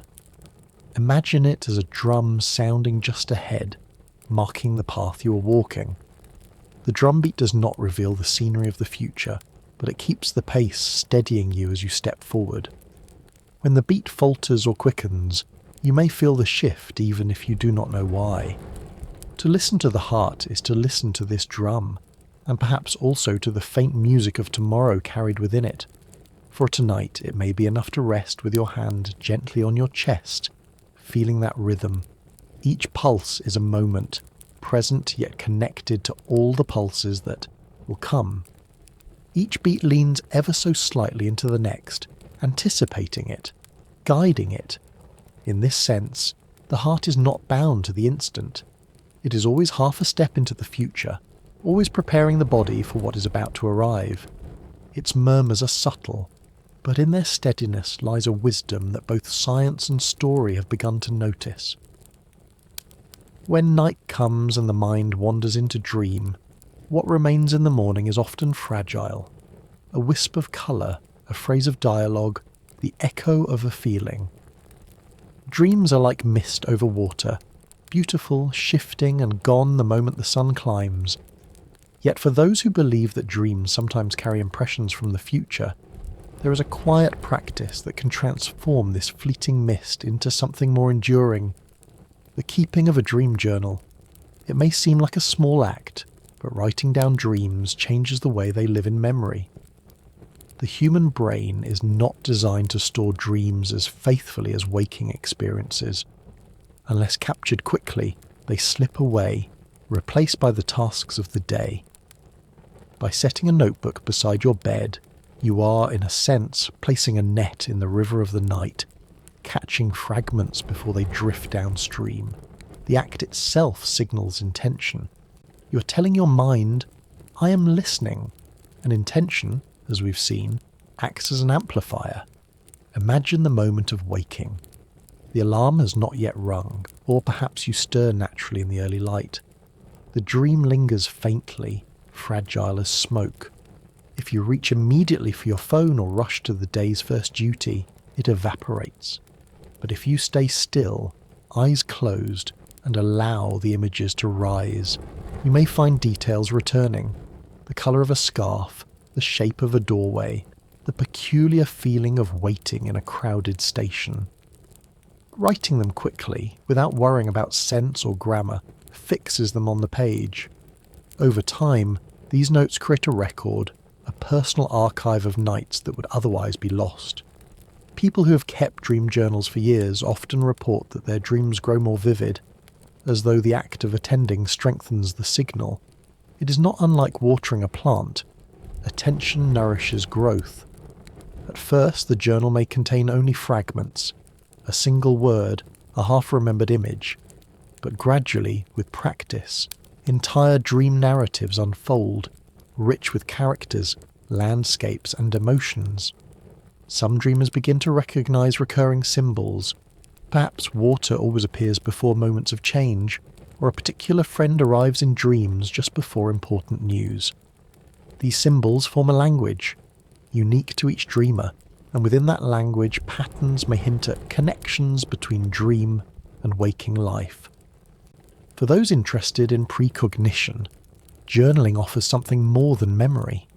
It offers the possibility of verification. Without a record, it is easy to forget or distort dreams, remembering only the parts that fit later events. But with a journal, you can compare written impressions to what unfolds. If a dream about rain appears in your notebook days before an unexpected storm interrupts your journey, the connection is clearer. If you dream of a conversation with someone you haven't seen in years, and then encounter them unexpectedly, you can trace the link. Not every dream will match, and most will not, but the few that do may carry weight that chance alone cannot explain. Skeptics remind us that with thousands of dreams and thousands of waking events, coincidences are inevitable. They are right, and journaling does not eliminate this. But the act of keeping a record is not only about proof, it is about relationship, the relationship between your conscious self and the deeper layers of mind that speak in images. By recording, you honour that voice, treating it not as noise but as communication. Over time, this can change your experience of dreaming itself. Many people find that their dreams respond, becoming more coherent, as though the dream world too knows it is being heard. Consider the gentle ritual of writing. In the quiet of morning, pen scratching softly, you become both scribe and listener. The words may be disjointed, red scarf, train station, crowded, anxious feeling, but together they capture something invisible. You're preserving not only images but moods, atmospheres, intuitions. Reading back weeks later, you may notice how often a theme repeats, or how a certain feeling precedes a real event. What once seemed random becomes part of a subtle pattern. Dream journals have also been used in more formal research. In some laboratory studies, participants kept detailed records, and independent judges compared them to randomly chosen target images or future events. Striking correspondences were found, though not always consistently. Yet even when results were mixed, the practice itself revealed how dreams can function as rehearsal spaces, blending memory and possibility, sometimes reaching beyond ordinary time. For you, lying awake tonight, the invitation is not to treat journaling as a scientific duty, but as a gentle experiment in wonder. Place a notebook by your bed, not with the pressure of proof, but with the curiosity of discovery. When dreams come, let them spill onto the page, unfiltered. Treat them like messages in a bottle, written by a part of you that drifts in currents you do not fully control. Some bottles may contain nonsense, others poetry, and now and then one may contain a map. There is also a therapeutic dimension. Recording dreams, whether or not they prove precognitive, deepens self-understanding. Dreams often reveal emotions we suppress or desires we ignore. They can act as mirrors, showing us the undercurrents of our psyche. In honouring them, you are also honouring yourself, and if, once in a while, those dreams align with future events, you may glimpse the delicate weave of time itself. So imagine yourself tomorrow morning, waking gently. The dream has already begun to fade, but your hand reaches for the pen. You capture fragments. A room draped in blue, the smell of rain, a face half in shadow. You close the notebook and step into the day. Hours later, as clouds gather, you think of the page, and when the rain falls, you feel a quiet recognition. It is not proof, not certainty, but it is connection. A thread has been traced, however thin, between the invisible and the visible, between the dream and the world. There is a particular kind of dream that feels different from the rest. In these dreams, you realize you are dreaming. The recognition may come suddenly. You notice that the laws of waking life no longer apply, that you're flying without effort or breathing underwater with ease. Or it may arrive gradually, a quiet certainty that what surrounds you is made of mind rather than matter. These are lucid dreams, and for those who experience them, they open a threshold between two worlds, the unconscious and the conscious, the imagined and the aware. Lucid dreaming has fascinated both mystics and scientists. To the mystic, it is a realm of practice, a training ground for awareness beyond the physical. To the scientist, it is an opportunity to study consciousness itself, because in lucidity, the dreamer can signal to researchers, by moving their eyes in prearranged patterns, that they know they are dreaming. This means lucidity can be observed, measured, and tested in a laboratory. But beyond its scientific intrigue, lucidity offers something else. A way to explore whether dreams can carry impressions from the future, and whether the conscious mind can learn to notice them. Ordinary dreams are like rivers flowing unchecked, carrying images and feelings in a torrent. In lucidity, the dreamer places a hand upon the current, not stopping it but guiding it slightly. This guidance can lower the filters that usually dismiss strangeness. In waking life, if a future impression were to arise, a flash of something yet to happen, our rational mind might reject it immediately, labelling it imagination. But in a lucid dream, where imagination is already accepted as reality, those impressions can surface more freely. Lucid dreamers often describe encountering vivid scenarios that later echo waking life.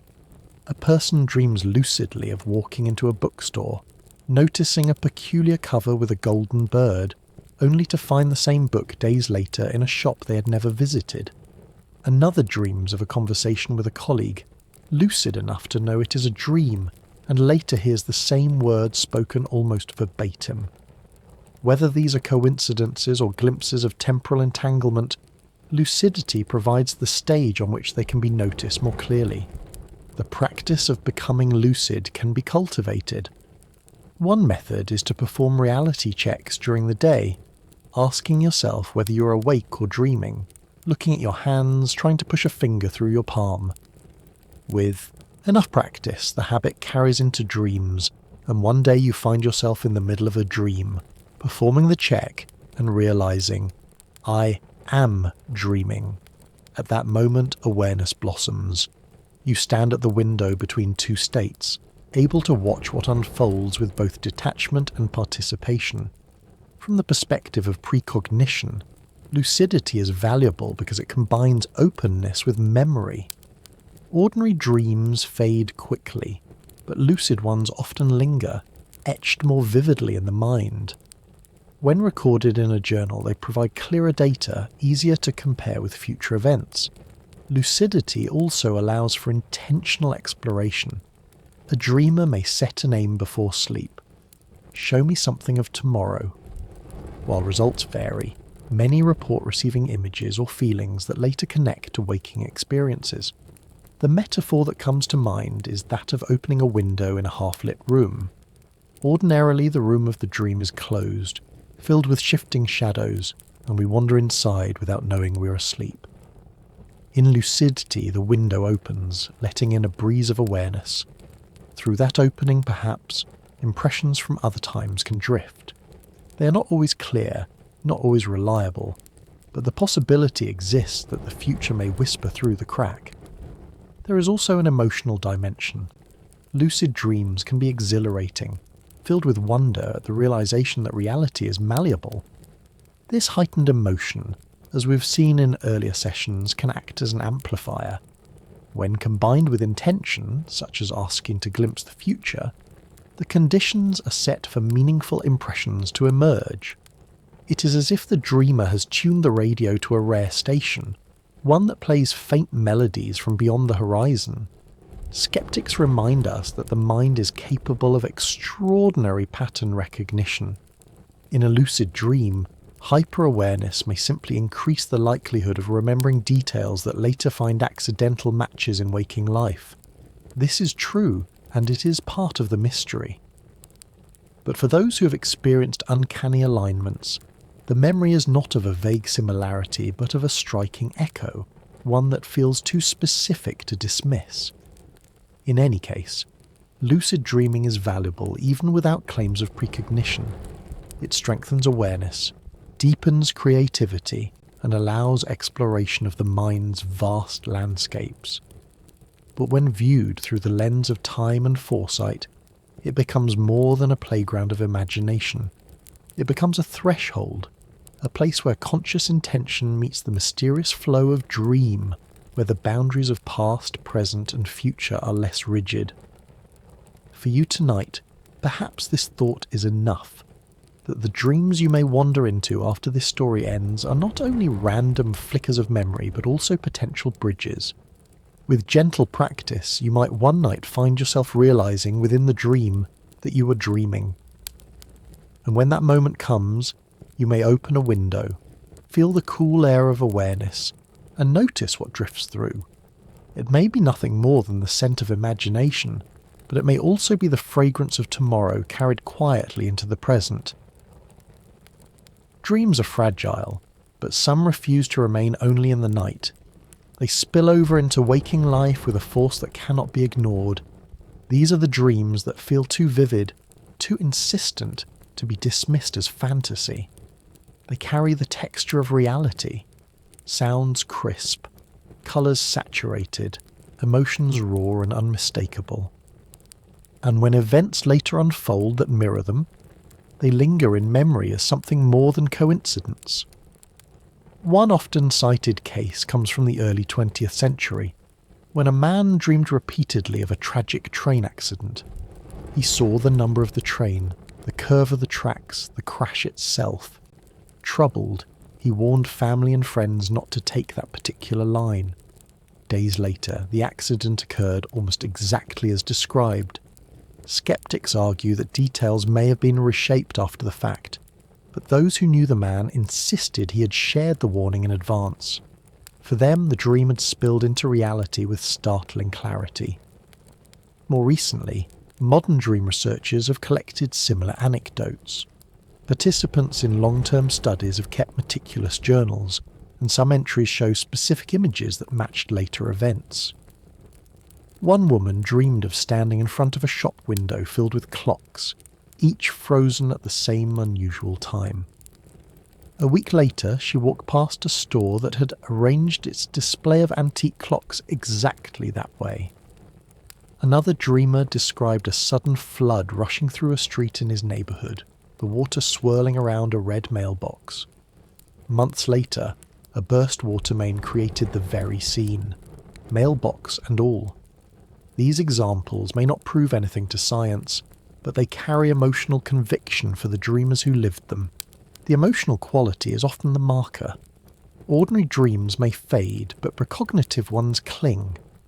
People describe waking with a sense of urgency, a heaviness in the chest, or a strange calm that feels out of place. It is not only the imagery, but the emotion that sets these dreams apart. It is as though the body itself recognizes the importance, encoding it more strongly than other dreams. The memory feels less like a fading picture, and more like a scene etched into stone. What is striking is how these dreams often emerge not in times of calm, but during periods of emotional intensity. Stress, love, fear, or major life changes seem to open the door wider. A student facing exams dreams of failing, only to realise later the dream contained details from the actual test. A woman falling in love dreams of a proposal in a specific place, later finding herself there. A man grieving the loss of his father dreams of meeting him again, only to wake and receive a phone call about a family gathering he did not expect. These are not random images, but emotionally laden experiences that bind the dreamer to future moments. It is tempting to ask whether the dream caused the event or merely reflected it.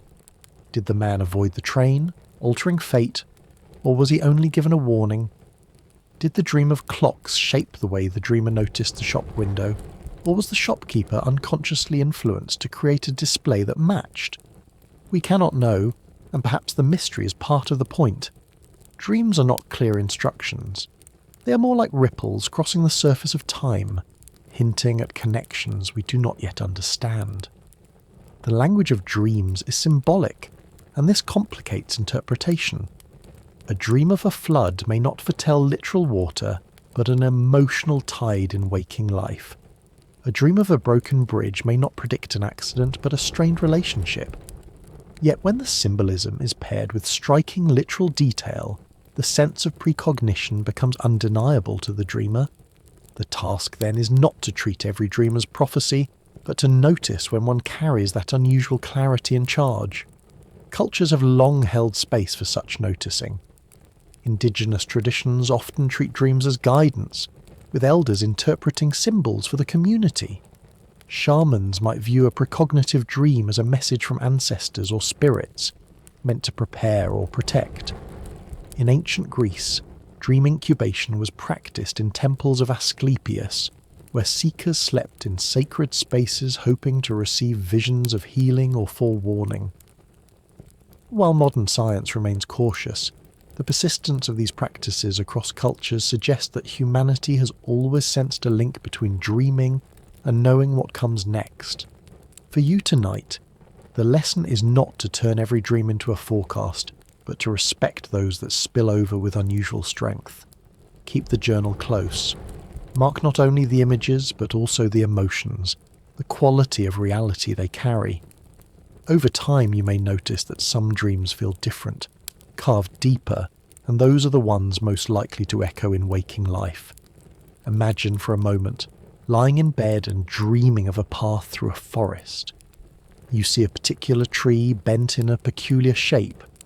Days later, you walk a new trail and find the tree waiting, exactly as in the dream. The recognition sends a shiver, not of fear, but of wonder. The dream has spilled over. It has joined the fabric of waking, blurring the line between imagination and reality. Whether these experiences are coincidences magnified by memory or genuine glimpses across time, they remind us of the porousness of the boundary we so often assume is solid. The future may not arrive wholly unannounced. Sometimes it knocks gently in the night, leaving an image, a feeling, a scene that waits for you to recognize it later. And when it happens, when a dream spills over, the experience is not only mysterious, it is intimate. It is the universe speaking in your own language, reminding you that you are part of its story, not just a reader. but also a character whose lines are sometimes whispered ahead of time. Up to this point, we have lingered with individuals, children who dream of disasters, scientists measuring heartbeats before images, people who keep notebooks by their beds. But there is another layer to the mystery of foresight, one that does not belong to any single person. It belongs to us together, as a species, as a network of minds connected by shared attention. If consciousness can lean toward the future in subtle ways, what happens when millions of minds lean at once? In the late 1990s, a group of researchers led by Roger Nelson at Princeton University began what came to be called the Global Consciousness Project. The idea was disarmingly simple. Computers around the world were set up to generate streams of random numbers, strings of ones and zeros determined by electronic noise. Under ordinary conditions, the output is as unpredictable as a coin flip balanced over time. But the researchers wondered, would these random streams become less random when large groups of people focused their attention on the same event? The first experiments were small, centered on gatherings such as concerts or meditations. The data suggested that during moments of collective focus, the machines drifted from randomness, as though the background hum of consciousness was nudging them. Encouraged, the team expanded globally, placing random number generators in dozens of countries, all feeding data back to a central server. Over years, a database accumulated, waiting to be compared with world events. The most dramatic findings came during tragedies and celebrations that drew the attention of millions. When Princess Diana died in 1997, when the world entered a new millennium in 2000, when the towers fell on September 11th, 2001, at these moments, the machine showed striking deviations. Randomness gave way to subtle patterns, as though the collective grief, shock, or joy of humanity was imprinted onto the very fabric of probability. The results are controversial, as always in this field. Skeptics argue that statistical artifacts or selective reporting might explain the findings. The researchers counter that the patterns are consistent and significant, far beyond what chance would allow. What cannot be denied is the evocative image they create. Billions of hearts and minds in a moment of shared attention, causing the world's randomness to tremble slightly, like the strings of a great instrument resonating together. Imagine it this way. Each of us is like a tuning fork, vibrating quietly with our own thoughts and emotions. Most of the time the vibrations are scattered, overlapping without coherence. But when something vast happens, an event so great that nearly everyone pays attention at once, the forks align. They begin to hum in unison, and the resonance grows strong enough to be felt beyond the individual. The machines of the Global Consciousness Project in this metaphor are simply microphones placed near the orchestra of humanity, detecting the swelling of our collective song. It's not difficult to feel this in daily life. Think of how the atmosphere shifts in a stadium when thousands watch a game together, the tension rising before a critical play, or recall the silence that falls across a classroom when everyone is absorbed in an exam. These are microcosms of shared focus, moments when attention itself creates a palpable field. The Global Consciousness Project extends this idea to the entire planet, suggesting that when humanity attends together, the world itself listens. What does this mean for our exploration of precognition? Perhaps it suggests that time-entangled awareness is not only personal, but collective. Just as individuals sometimes anticipate future events, groups may as well. The data from global random number generators often show deviations not only during events, but sometimes in the hours before, as though the collective unconscious senses what is approaching. If true, then humanity itself may function like a single vast antenna, sensitive to tremors of tomorrow. The idea is not without precedent. Carl Jung spoke of the collective unconscious, a deep layer of psyche shared by all humans, rich with archetypes and patterns. Indigenous traditions often describe group dreaming, in which communities share visions that guide decisions. The Global Consciousness Project may be a modern echo of these ancient intuitions, rendered in streams of binary code rather than ritual and myth. For us, lying in quiet tonight, the details of statistics and methodology are less important than the vision they inspire. Imagine humanity as a circle gathered around a fire, the flames of attention rising together. Each mind contributes a spark, and together they form a blaze that casts light far beyond the individuals. In moments of joy or sorrow, of shock or triumph, the circle glows brighter, and the universe, in some delicate way, seems to notice.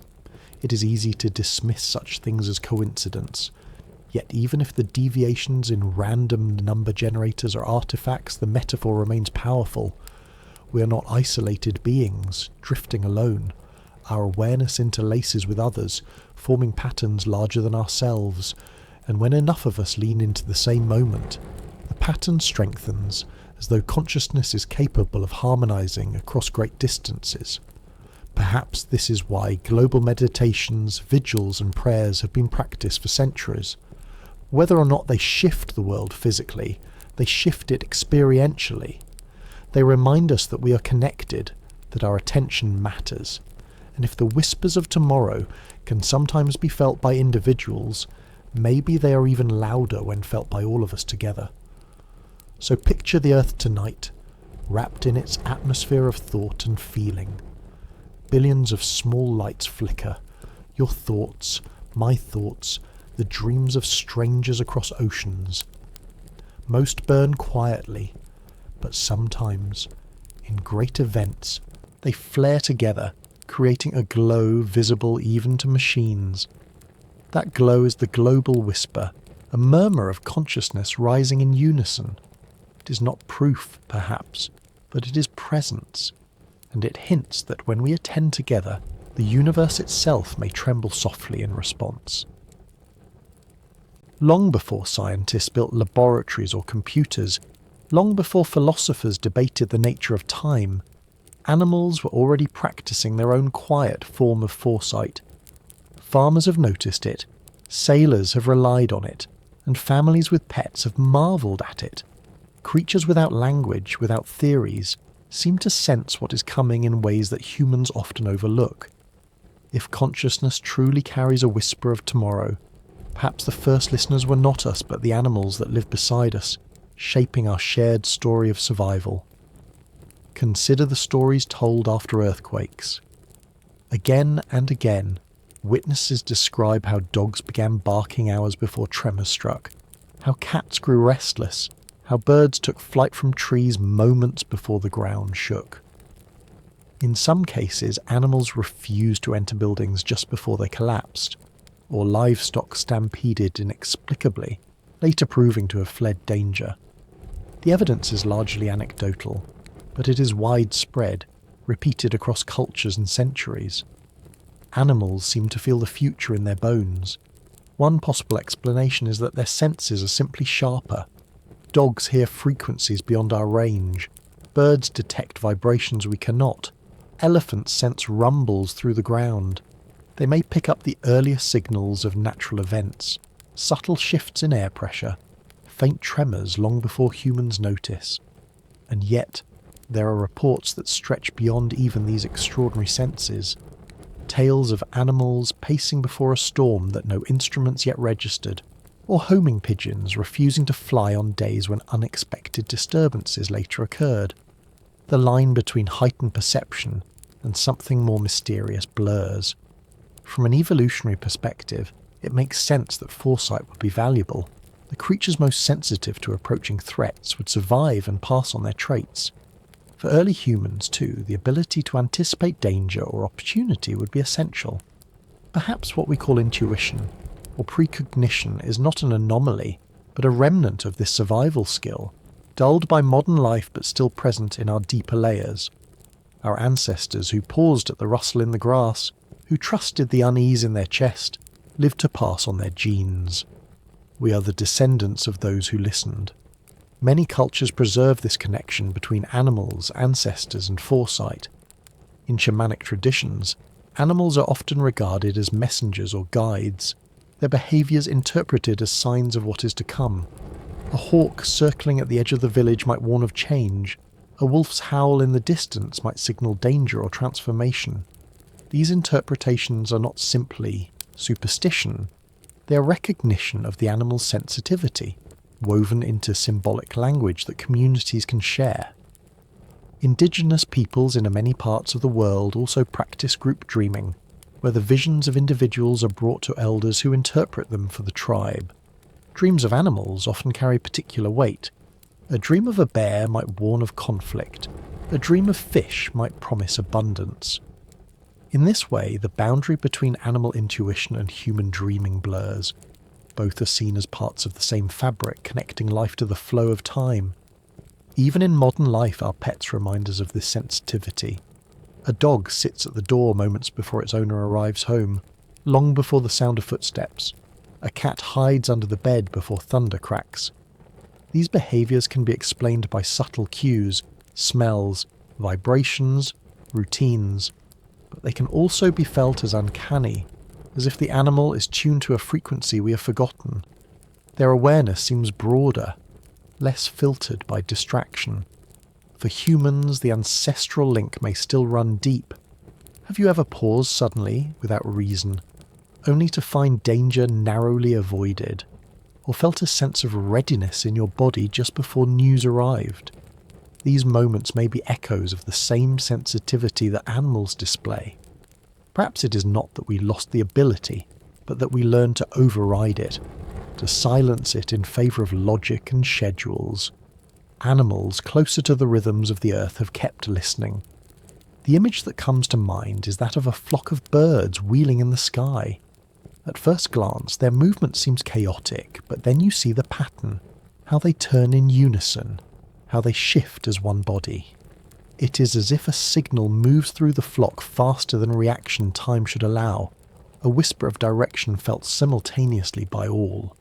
In such moments, you sense that foresight is not mystical but natural, a coordination woven into life itself.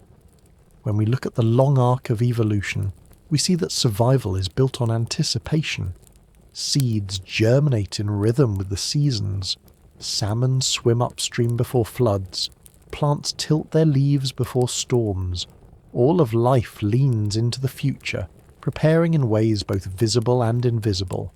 We are part of this story, not separate.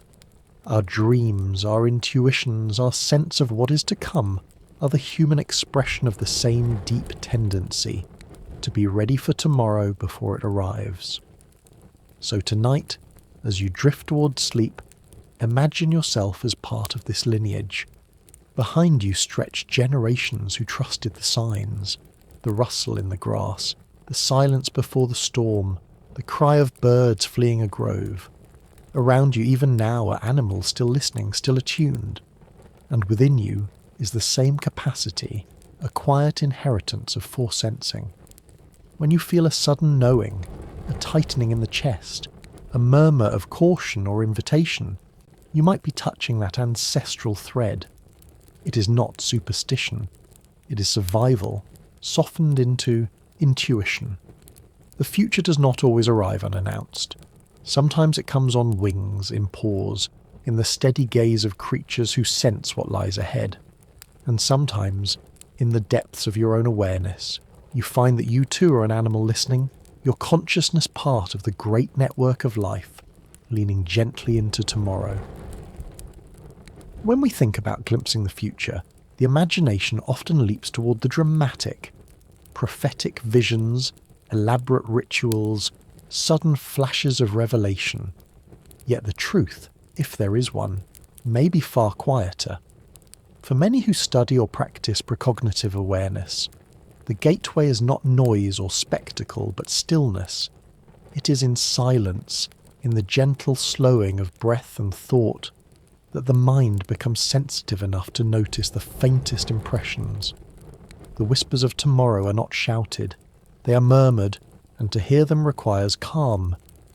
Mindfulness is one name for this practice of calm attention. At its simplest, it means noticing without judgment. You sit or lie quietly, perhaps as you are now, aware of your breath, aware of sensations in the body, aware of thoughts as they drift by. There is no need to chase or control them. You simply watch, like clouds moving across the sky. In this stillness, subtle shifts become clearer. A faint tightening in the chest, a flicker of unease, a sudden warmth of reassurance. These cues are often overlooked in daily rush, but become visible in mindful pause. They may be the body's way of leaning slightly into what has not yet arrived. Breath is a powerful anchor here. When you slow the breath, lengthening each inhale and exhale, the nervous system shifts into balance. The heart rhythm smooths, the body relaxes, and the chatter of the mind softens. In this quiet, you may notice impressions that normally drown in noise. Perhaps an image floats up, or a thought of someone arises unexpectedly. You do not force meaning upon it. You simply note it gently, as one might note the arrival of a bird at a windowsill. Later, you may discover that the image or thought carried relevance, a subtle anticipation. But even if it does not, the act of noticing has value, training awareness to be receptive. Some traditions emphasize the importance of somatic awareness, the practice of feeling the body from within. When you close your eyes and sense the weight of your hands, the temperature of your skin, the rhythm of your heartbeat, you are cultivating a language older than words. This language may be the one in which subtle impressions of the future arrive. A shiver, a pause in the stomach, a sudden ease across the shoulders. These sensations can serve as early signals, like the way animals sense tremors before earthquakes. To cultivate this awareness is not to hunt for prophecy, but to become fluent in your own body's whispers. A simple exercise illustrates this. Before making a decision, large or small, pause. Take a breath. Relax your shoulders and bring both options gently to mind. Do not analyze them. Simply notice how your body feels with each. Sometimes you will detect no difference, but sometimes one option brings tension and the other ease. These cues are not infallible, but they may reflect the body's subtle knowledge, shaped by experience, intuition, and perhaps even faint ripples from the future. With practice, you learn to listen more closely, to distinguish signal from noise. Meditation traditions have long linked stillness with foresight. Monks and mystics describe visions arising not from frenzy, but from calm contemplation. In Buddhist practice, mindfulness and concentration are cultivated not to escape reality, but to perceive it more clearly, perhaps even to glimpse the interwoven threads of time. In Christian mysticism, silence and prayer often open into moments of sudden knowing. In indigenous traditions, quiet vigils, fasting, and time alone in nature are ways of tuning to the rhythms of the world, rhythms that may include what is to come. Across cultures, stillness is the gateway. Modern science, too, acknowledges that attention changes perception. In the laboratory, mindfulness training alters brain networks, increasing sensitivity to subtle stimuli. Meditators often perform better on tasks that require noticing faint signals. If precognition exists, it would make sense that the same training sharpens awareness of its whispers. The stiller the lake, the clearer the reflection. Of course, stillness can be difficult in a world that prizes constant activity. Our days are filled with alerts, deadlines, and noise. Yet even brief moments of calm can shift perception. A few minutes of mindful breathing before sleep, a quiet pause in the middle of the day, the simple act of walking without headphones, just listening to the rhythm of your steps. These practices open small windows. Through them, you may notice impressions that rush would conceal. It is important not to treat these practices as techniques for guaranteed visions. They are invitations, not commands. You cannot force tomorrow to reveal itself, just as you cannot demand that a shy bird land on your hand. What you can do is create conditions in which such moments are more likely to occur. Silence, patience, receptivity. The rest is not in your control, and perhaps that is the deeper lesson. The point is not certainty, but relationship, a gentler way of being with time. So tonight, as you listen, you might imagine yourself sitting at the edge of a still pond. The water is calm, unbroken. You do not know what will appear, but you watch patiently. Perhaps nothing comes, perhaps only the reflection of stars, but sometimes, without warning, a ripple crosses the surface, hinting at movement beneath. You do not dive in to chase it. You simply notice, and in noticing, you acknowledge that the future is not entirely silent. Stillness is not emptiness. It is fullness without noise, a gateway where the present expands and where the faintest echoes of tomorrow may arrive if you are listening. And so, the practice begins not with prediction, but with pause, not with effort, but with ease. Even if the mind can sense faint ripples of the future, the challenge remains. How do we tell the difference between genuine signals and the endless static of imagination? Life is filled with thoughts, daydreams, and random images. Some of them may carry meaning, while most are simply noise. To cultivate foresight, then, is not to chase every flicker, but to learn, patiently, how to discriminate between what is passing chatter and what carries the weight of truth. In the 1970s, during the height of the Cold War, both the United States and the Soviet Union quietly funded research into what became known as remote viewing. The aim was practical. Could individuals describe distant locations, hidden objects, or events without being physically present? Experiments often used playful methods. A viewer would be asked to describe a site chosen randomly from a set, while a monitor recorded the impressions. Later, judges compared descriptions with actual locations. The results were mixed, sometimes uncanny, sometimes ordinary, but the practice itself revealed something important. Remote viewing, at its best, was not about certainty. It was about learning to notice faint impressions and to separate them from imagination's noise. Those who practiced developed simple techniques. Rather than leaping to conclusions, I see a castle, I see a car, they learned to begin with textures, colours, and feelings. I sense something metallic, something cold, a sound like rushing water. These fragments, when taken together, often sketched an accurate outline. The key was to resist forcing the image, to stay with the subtle data without decoration. Over time, viewers became skilled at distinguishing what felt like genuine impressions from what felt like invention. The same principle may apply to precognitive glimpses. Signals are often quiet, brief, and emotionally neutral, while noise tends to be elaborate, dramatic, or wishful. For someone listening tonight, this does not mean you need to enroll in an intelligence project. You can approach the practice playfully, as an experiment with your own awareness. Take a moment to relax, breathe deeply, and then ask a simple question. What will be the first image I see when I open a book tomorrow? What colour will appear on the first car I notice in the morning? Do not strain for an answer. Instead, note any image, word, or feeling that arises. Write it down quickly, without judgment, then wait and see. Most of the time, the match may be loose or non-existent, but sometimes the alignment will surprise you. In those moments, you begin to sense what signal feels like. The practice is not about accuracy scores, but about relationship with your own mind. By playing gently with guesses and observations, you learn to recognize the texture of subtle impressions.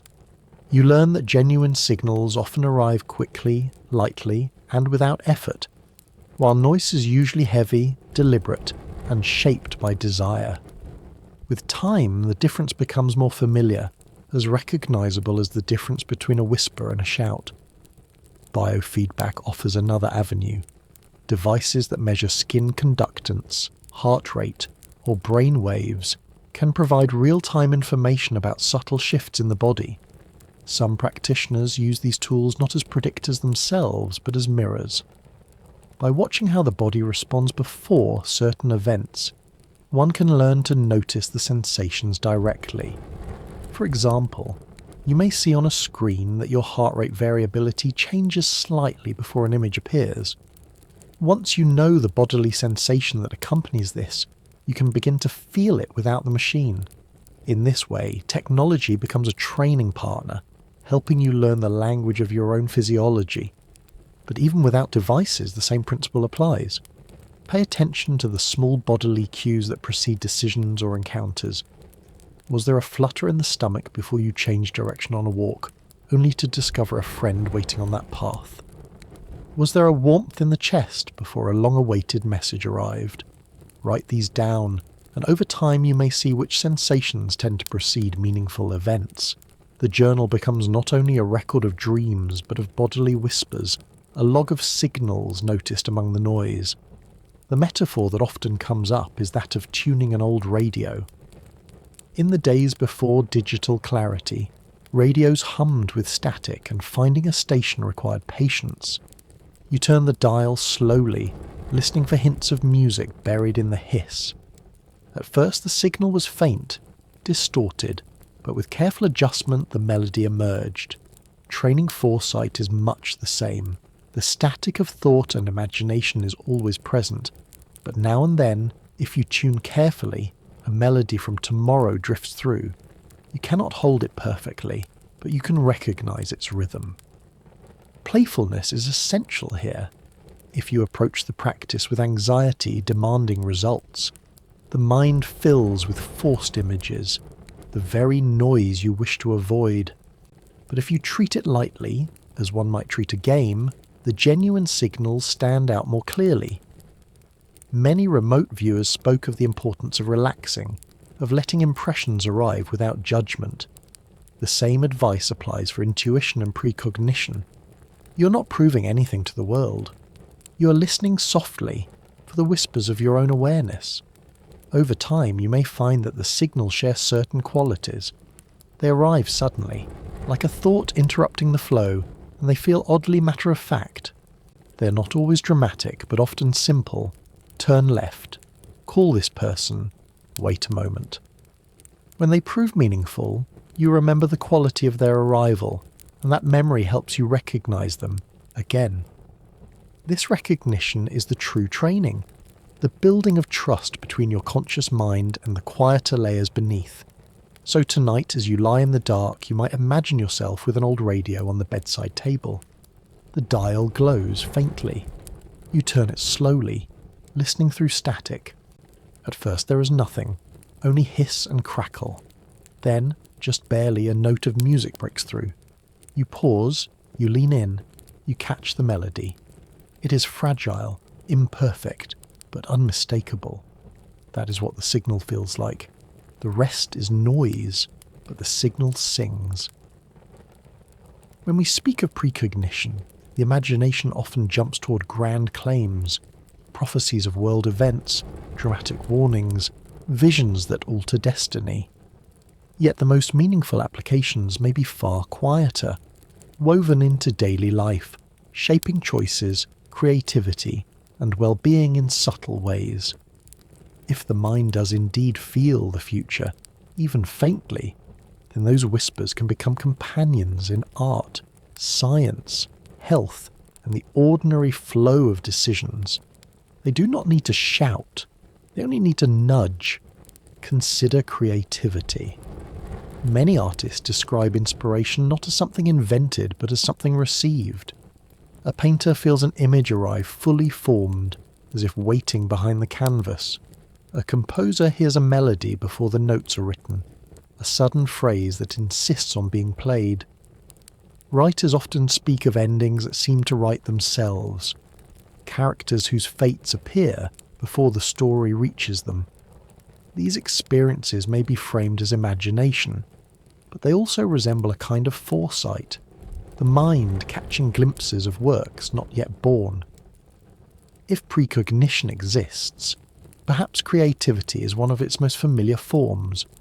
Every artist is, in a sense, remembering the future, pulling into the present what already waits in possibility. Scientists too describe moments of sudden knowing. Kekulé, the chemist who dreamed of a snake biting its tail and awoke with the structure of benzene. Ramanujan, the mathematician who said his insights came in dreams from a goddess. Countless innovators tell of solutions appearing whole, long before rational steps could have produced them. These flashes may be products of deep subconscious processing, but they may also hint at something more, a mind resonating with the shape of discoveries that already exist, waiting to be revealed. Science itself advances on the edge of foresight, each hypothesis a guess about what will be found tomorrow. In everyday life, foresight can serve as a compass for decisions. Most of our choices are small: which route to take, which opportunity to follow, which words to speak. Sometimes reason provides clear answers, but often the paths are equally balanced, leaving us uncertain. Here, intuition can play a role. You pause, breathe, and notice a subtle leaning. One option carries a sense of ease, the other a sense of friction. You cannot explain it logically, but when you follow the feeling, events unfold smoothly. Later you may realize that the path chosen avoided obstacles you could not have foreseen. In such moments, foresight is not dramatic but practical. A gentle hand steering you around corners you did not know were there. Health is another horizon. The body often gives warnings before illness fully arrives. A faint unease, a restless sleep, a mood that feels out of place, all can be early signs. Paying attention to these whispers allows for preventive care. Perhaps precognition plays a role here too, the body anticipating what is about to manifest. If so, then listening to intuition about health could be life-saving. A sudden urge to schedule a checkup, a feeling that something is off, may reflect subtle awareness of the future state of the body. Stories abound of people who insisted on seeing a doctor against all logic, only to discover an early condition just in time. Whether this is subconscious pattern recognition or genuine foresight hardly matters. The effect is the same: tomorrow's illness sensed today and a life altered. Safety readiness is another everyday application. There are countless tales of people who delayed a trip, missed a flight, or chose a different route, only to discover they had avoided disaster. Statistically, most such stories are coincidences, but they remind us that listening to intuition may sometimes provide protection. The metaphor here is simple: carrying an umbrella because you felt the rain. Most of the time the sky remains clear and the umbrella is unused. But when the storm arrives, the foresight feels uncanny. To cultivate this attitude is not to live in fear, but to live in attentiveness, respecting the body and mind when they murmur, pause, wait, turn. Even in relationships, foresight can guide. We sometimes sense the trajectory of a bond long before it becomes obvious. A friendship feels fragile from the start, though nothing is said. A romance feels destined, though circumstances seem improbable. Parents often sense their children's moods before words are spoken, anticipating needs as if they were shared. These are not predictions written in stone, but they are impressions that, when heeded, deepen empathy and connection. To feel what is about to be felt is itself a form of intimacy. For those listening now, drifting towards sleep, the message is gentle. You do not need to see the future in flashes of lightning. You can simply listen for its whispers in daily life. When painting, writing, or solving problems, notice when ideas arrive as if from nowhere. When deciding between paths, notice the option that feels lighter. When attending to health, respect sudden intuitions. When living with others, honour the sense that you already know their needs. These are all small ways of remembering the future, not as spectacle but as companionship. The world may never prove precognition in ways that satisfy every skeptic, but its personal uses do not require proof. They require attention, patience, and trust. Carry the umbrella if you feel the rain, even if the forecast says otherwise. Pause if your body urges caution, even if logic cannot explain it. Create when the melody insists, even if you do not yet know where it leads. These are not magical acts, but practical ones. rooted in awareness of the subtle layers through which life moves. So tonight, imagine yourself standing at your door, about to step out. The sky looks clear, but something in you says to bring the umbrella. You hesitate, then take it anyway. Hours later, when the rain falls and you remain dry, you smile. That is the shape foresight often takes. Not thunder, not prophecy, but a simple kindness from tomorrow, nudging you to prepare. If foresight has value in the lives of individuals, guiding health, art and choices, then what might it mean when extended to societies, technologies, even the human journey into space? The whispers of tomorrow may be soft, but when amplified through collective attention, they could shape the very path of civilization. Precognition, if it exists, is not merely a personal curiosity. It could be a horizon on which policy, education, economy, and exploration are quietly steered. Imagine a society that treats intuition not as superstition but as a subtle sense, to be respected alongside reason. In such a world, decision makers would not rely solely on statistics and projections. They would also invite space for silence, for attentiveness, for recognizing patterns that emerge from collective dreams and intuitions. Policy might be crafted not only by numbers, but by listening to what citizens feel is approaching. Education could teach students not only logic and analysis, but also practices of mindfulness, journaling, and creative foresight, training young minds to be sensitive to the subtle signals that life offers. The result would not be blind trust in visions, but a balance, rational planning guided by intuitive awareness. Economies too could shift. Business decisions often hinge on predicting future trends. What products will people want? What challenges will arise? What innovations will thrive? Most of the time these are calculated through data, yet history shows that breakthroughs often come from intuition. The entrepreneur who senses a shift before numbers confirm it, the investor who withdraws just before a collapse, the community that adapt early to change, all reflect the value of foresight. If societies nurtured this capacity intentionally, teaching people to recognize and refine their intuitive impressions, economies might become not only more resilient but more humane, attuned to deeper patterns of need.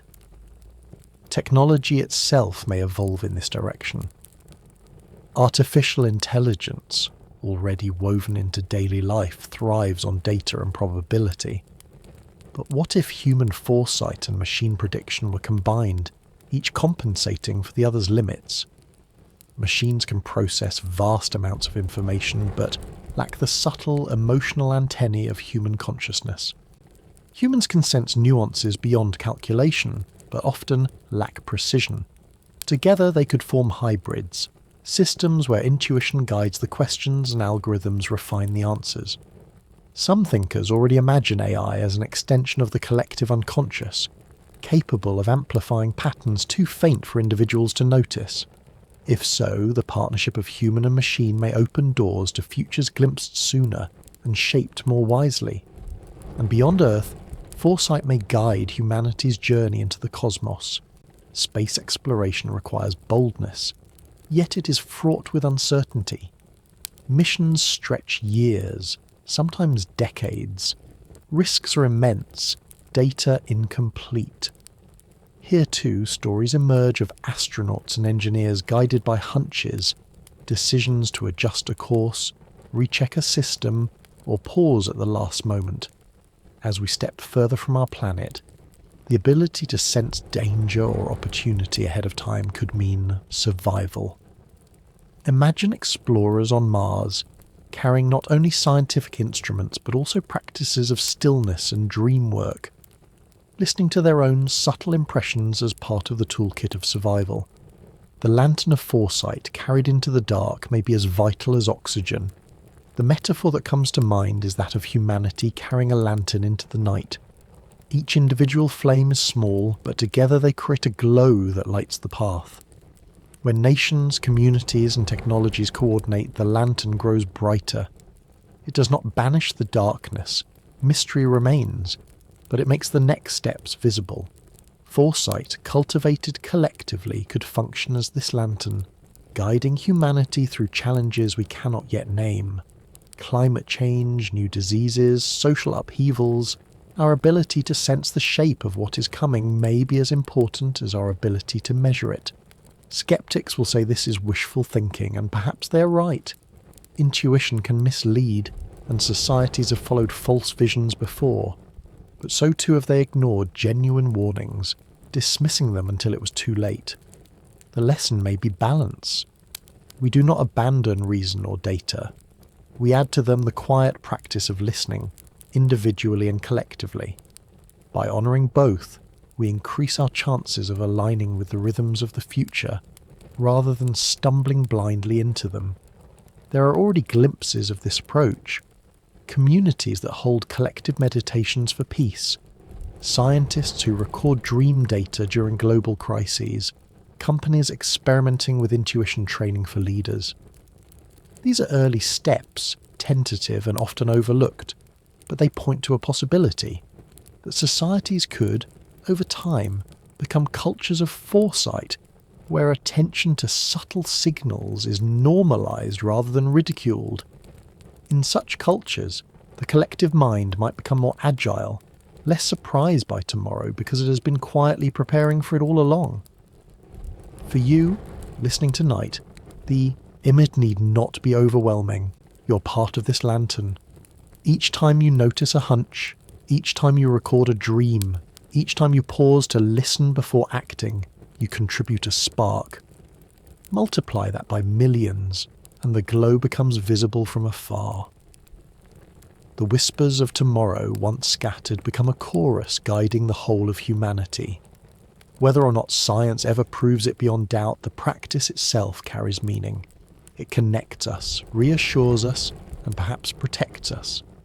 So picture Earth in the vast cosmos, a blue lantern drifting in darkness. Around it, stars burn in their own rhythms, some long dead, though their light still reaches us, some newborn and fragile. Humanity, small but luminous, carries its own flame. Each heart, each mind adds to the glow, and if we learn to listen to ourselves, to one another, to the subtle murmurs of time, then perhaps we can guide this lantern more wisely, not stumbling, but walking together into the future. If foresight exists, even in small and unreliable ways, then it is not simply a tool. It is a gift, and like all gifts, it comes with responsibility. The ability to sense what is ahead, to feel echoes of tomorrow in the present moment, is both alluring and dangerous. It tempts us to control, to cling, to believe we can outwit time itself. But it also invites us to humility, reminding us that glimpses are fragile, uncertain, and easily misunderstood. To live with such a gift is to walk carefully, honouring its light without letting it blind us. Throughout history, people who claimed foresight were treated with a mixture of reverence and fear. Oracles in ancient Greece were consulted before wars and voyages, their cryptic words shaping decisions of kings. Seers in medieval Europe were sometimes revered, sometimes condemned, depending on whether their visions aligned with the powers of the time. Even today, those who speak of precognition are often dismissed as superstitious or ridiculed as irrational. The gift has never been easy to carry. It demands discernment. A true whisper may be lost in noise, while a false vision may be mistaken for truth. This raises the old philosophical question: if the future can be known, even in part, what does that mean for free will? If you dream of a storm and the storm comes, were you bound to witness it all along, or did the dream shape your choices in ways that made the storm inevitable? If you sense danger and avoid it, have you changed the future or fulfilled it? The paradox is unsettling. On one hand, precognition seems to suggest determinism, that events are already fixed, waiting to unfold. On the other, the very act of foreseeing can alter what happens, making foresight less a prediction than a participation. Philosophers have long debated this. Some argue that the future is a branching tree of possibilities, and what is glimpsed is only one branch among many. The act of noticing may make us more likely to step onto that branch, but it does not erase the others. Others suggest that time itself is more fluid than we imagine, with past, present and future interwoven in ways we cannot grasp. In this view, to know the future is not to violate free will, but to experience time from a wider perspective, as though stepping briefly outside the clock. For those of us who live ordinary lives, the philosophical debate may matter less than the ethical one. What do we do with impressions of the future when they come? If you dream of an accident, do you warn others, risking ridicule if nothing happens? If you sense danger, do you change your plans, even if it means disappointing someone? The answers are never clear. Precognition, if it exists, is not precise. It offers fragments, feelings, symbols. To act on them requires judgment, and judgment is fallible. Thus the gift must be handled with care. There is also the responsibility of intention. If consciousness truly participates in shaping reality, then our thoughts and feelings matter more than we realize. To dwell constantly in fear of disaster may amplify that very outcome. To cultivate hope and compassion may help shape a gentler path. In this sense, foresight is not only about receiving the future, but about influencing it. Each thought is a brushstroke on the canvas of tomorrow. What we imagine, what we expect, what we lean toward, all become part of the unfolding. This responsibility can feel heavy, but it can also be empowering. We may never control the great tides of history, but within our own lives, intention matters. When you sense the possibility of joy ahead, you can nurture it. When you glimpse danger, you can prepare wisely without despair. The fragile gift of foresight is not about domination, but about alignment, listening carefully and responding with balance. It helps to remember that glimpses are rare and uncertain. Most dreams are just dreams. Most intuitions are noise. The gift is fragile precisely because it cannot be commanded. It appears when conditions allow, and it is easily clouded by desire and fear. This fragility is part of its nature, like a delicate bird that will not land if you reach out too quickly. To live with it is to cultivate patience, humility, and acceptance. Cultures that honoured foresight often placed it within rituals and traditions, not as private possession but as shared responsibility. Oracles were consulted collectively, dreams were interpreted by elders, visions were balanced against wisdom. Perhaps this is a lesson for us too, that foresight should not be carried alone, but within community, guided by dialogue and care. When handled this way, the gift becomes less dangerous and more meaningful. So as you rest tonight, consider this. If the mind can indeed feel tomorrow, it is not a power to wield recklessly. It is a fragile gift, like holding a candle in the wind. You shield it gently, knowing it may flicker or go out, but also knowing that even a brief flame can light your way. Free will remains, choice remains, mystery remains. The candle does not reveal the whole path, only the next few steps, but sometimes that is enough. When the physicist John Archibald Wheeler reflected on the mysteries of quantum mechanics, he proposed something quietly radical. Perhaps reality itself is not a fixed stage upon which we act, but a process completed by our participation. His phrase was the participatory universe. The idea was not that we invent reality out of nothing, but that the act of observation crystallizes what is otherwise uncertain. In Wheeler's view, the universe waits, shimmering with possibilities, until consciousness steps into notice. Then, like frost forming on glass, one pattern solidifies among the many that might have been. This notion has long fascinated those who ponder time and foresight. If the future exists only as possibility, then to glimpse it is not to see something pre-written, but to sense a field of potential outcomes. Each choice we make, each thought we hold, leans us toward one possibility and away from others. In this sense, precognition is less about passive watching and more about active participation. When you dream of a future event or sense an intuition of what is coming, perhaps you're not peering into a fixed script but touching the shimmering web of options before it crystallizes. The metaphor is one of painting. Imagine reality as a vast canvas, blank in some places, sketched in outline in others. Each choice you make is a brushstroke. The canvas does not exist complete and unchangeable. It becomes itself through your strokes. Yet sometimes, before the brush touches, you glimpse the image faintly, as if the painting is whispering what it might become. That glimpse is precognition, fragile but real, not dictating the final picture but hinting at one path among many. Wheeler himself illustrated his idea with what he called the delayed choice experiment, a thought experiment later tested in laboratories. In quantum mechanics, particles like photons behave as waves, or particles depending on how we observe them. Wheeler suggested that even decisions made after a photon has travelled can affect whether it behaved like a wave or a particle earlier in its journey. The implication is startling. Present choices may reach backward, shaping the past that led to them. If this is true even at the smallest scales, then perhaps our participation in reality stretches further than we imagine, entangling not only past and present but also future. For the listener tonight, it may help to soften the science into imagery.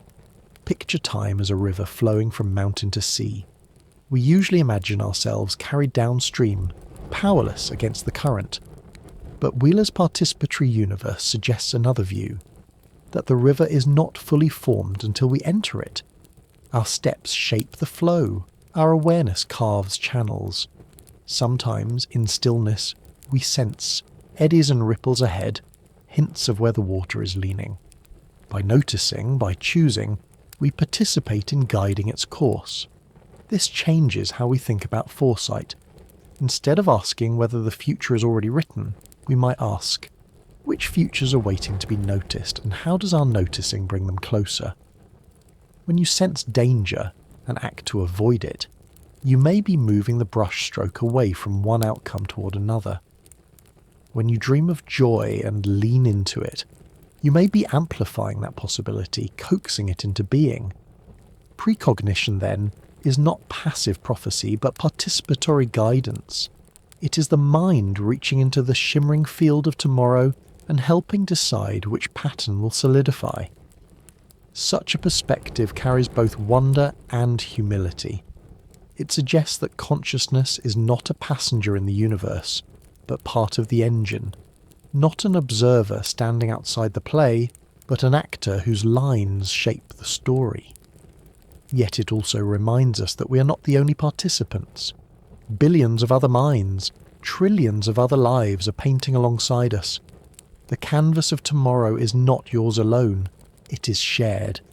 Each brushstroke joins the whole, and no one can control the image entirely. The participatory universe is collaborative. We co-create reality together. Cultures have intuited this for centuries. In rituals of prayer, meditation or ceremony, communities gather not only to remember but to influence, to align themselves with futures they wish to see. Whether framed as calling on gods, spirits, or simply collective intention, the pattern is the same. Awareness joined together to shape possibility. The Global Consciousness Project we spoke of earlier may be a modern echo of this ancient practice, suggesting that when many minds focus, the web of probability trembles. What does this mean for you listening now? It means that your impressions of the future, however small, matter. They're not merely curiosities but contributions. A dream recorded, an intuition honoured, a decision shaped by subtle knowing. All are brushstrokes. You may not see the full canvas, but you are part of its unfolding. And when you treat foresight as a fragile gift rather than a weapon, when you approach it with humility rather than control, you align more gracefully with the participatory universe. Picture yourself standing before tomorrow as before a blank canvas. The paints are infinite, but the strokes you choose will matter. Perhaps you feel a glimpse of blue in the corner, a faint outline of a tree. You do not know if it will remain, but you lean toward it, and with your brush, you make it real. In the same way, each choice you make crystallizes one possibility among many. The future is not fixed, yet neither is it formless.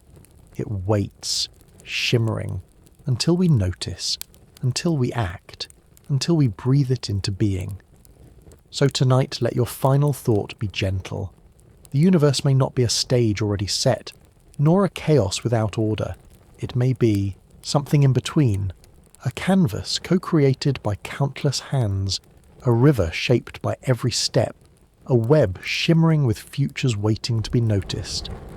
In such a universe, precognition is not a violation of time, but a reminder of our role. We are participants, not bystanders, and in every whisper of foresight we hear the invitation, help paint tomorrow. At the very beginning of our journey tonight, we pictured a child dreaming of disaster, waking unsettled, and later learning that what was glimpsed in sleep unfolded in waking life. We asked, was it coincidence, or was it the mind stepping briefly outside the narrow corridors of time? Now, as we arrive at the end of this long exploration, the question remains unresolved, and perhaps it must remain that way. For precognition, foresight, the whispers of tomorrow are not matters of certainty. They are matters of wonder, and wonder is not solved like a puzzle. It is lived, breathed, and carried quietly into the night. We have wandered through laboratories where scientists tracked heartbeats and brain waves, through dreams recorded in bedside journals, through the flights of animals before earthquakes, through the collective tremors of human consciousness measured in binary code. We have listened to stories of artists catching melodies from the future, of explorers guided by sudden hunches, of parents who knew before their children called. Each story and study is a fragment, incomplete, fragile. Yet together they form a mosaic, a picture not of proof, but of possibility. The theme that repeats, again and again, is that foresight, if it exists, does not arrive in thunderclaps. It comes in whispers, a flicker of unease, a sudden image, a dream that feels unusually vivid. To live with these whispers is not to become a prophet, but to become a listener, and listening, as we have discovered, requires stillness. In stillness, the faint melody of tomorrow can be heard, like music drifting through static, like ripples on a pond before a pebble breaks the surface. It is tempting to crave certainty, to demand that foresight deliver predictions sharp enough to guide every step. But perhaps its true purpose is softer. Perhaps it is not to control the future, but to remind us that we are entangled with it, that time is not a strict line but a fabric, and that consciousness may touch its threads in more directions than we know. If so, then glimpses of tomorrow are not answers but invitations. Invitations to pay attention, to act with care, to live with humility. Remember too that foresight carries responsibility. Each impression, each dream, each intuition is fragile and incomplete. To act recklessly on them risks confusion, fear or harm. To hold them gently with patience allows them to guide without domination. It is like holding a candle in the wind. Shield it carefully, but do not expect it to light the entire night. It may only illuminate a few steps. Yet even those few steps can make the journey safer, kinder, more meaningful. In Wheeler's vision of a participatory universe, reality is not fixed until we join it. Consciousness is not a passenger but a co-creator. Every choice, every thought, every brushstroke contributes to the painting of tomorrow. To glimpse the future, then, is to glimpse not a destiny imposed upon us, but a possibility waiting for our touch. The future does not arrive fully formed. It is shaped in part by the way we live, the way we notice, the way we love. As you prepare for sleep, you might feel a comfort in this. The future, mysterious as it is not entirely separate from you. It is braided into your present, whispering through your body, your dreams, your quiet intuitions. Sometimes it arrives in warning, sometimes in reassurance, sometimes in creativity. Always it arrives gently, never louder than a murmur. And when you honour those murmurs, you honour your own place in the weave of time. So let us return to the image of the child's dream, a vision of disaster, of fear.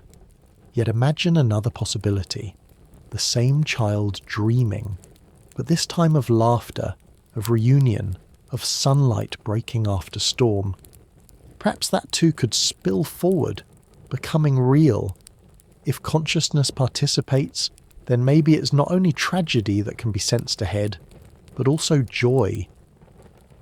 Perhaps one of the greatest responsibilities of foresight is to lean not only into warnings but into hopes, to help call forward futures that are kinder.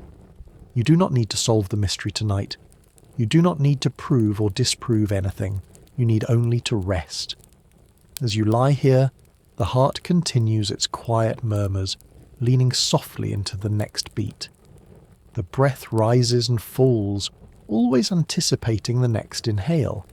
Even in the smallest rhythms of your body, tomorrow is already being rehearsed. You're never separate from it. You're always half a step into what comes next, so let yourself drift. The whispers of the future will continue, whether you hear them or not. They may visit you in dreams, they may arrive in intuition, they may hide in the quiet moments of stillness. For now, it is enough to know that you are part of the great participatory universe, painting tomorrow with each breath, each thought, each choice. Sleep now, and let tomorrow dream of you too.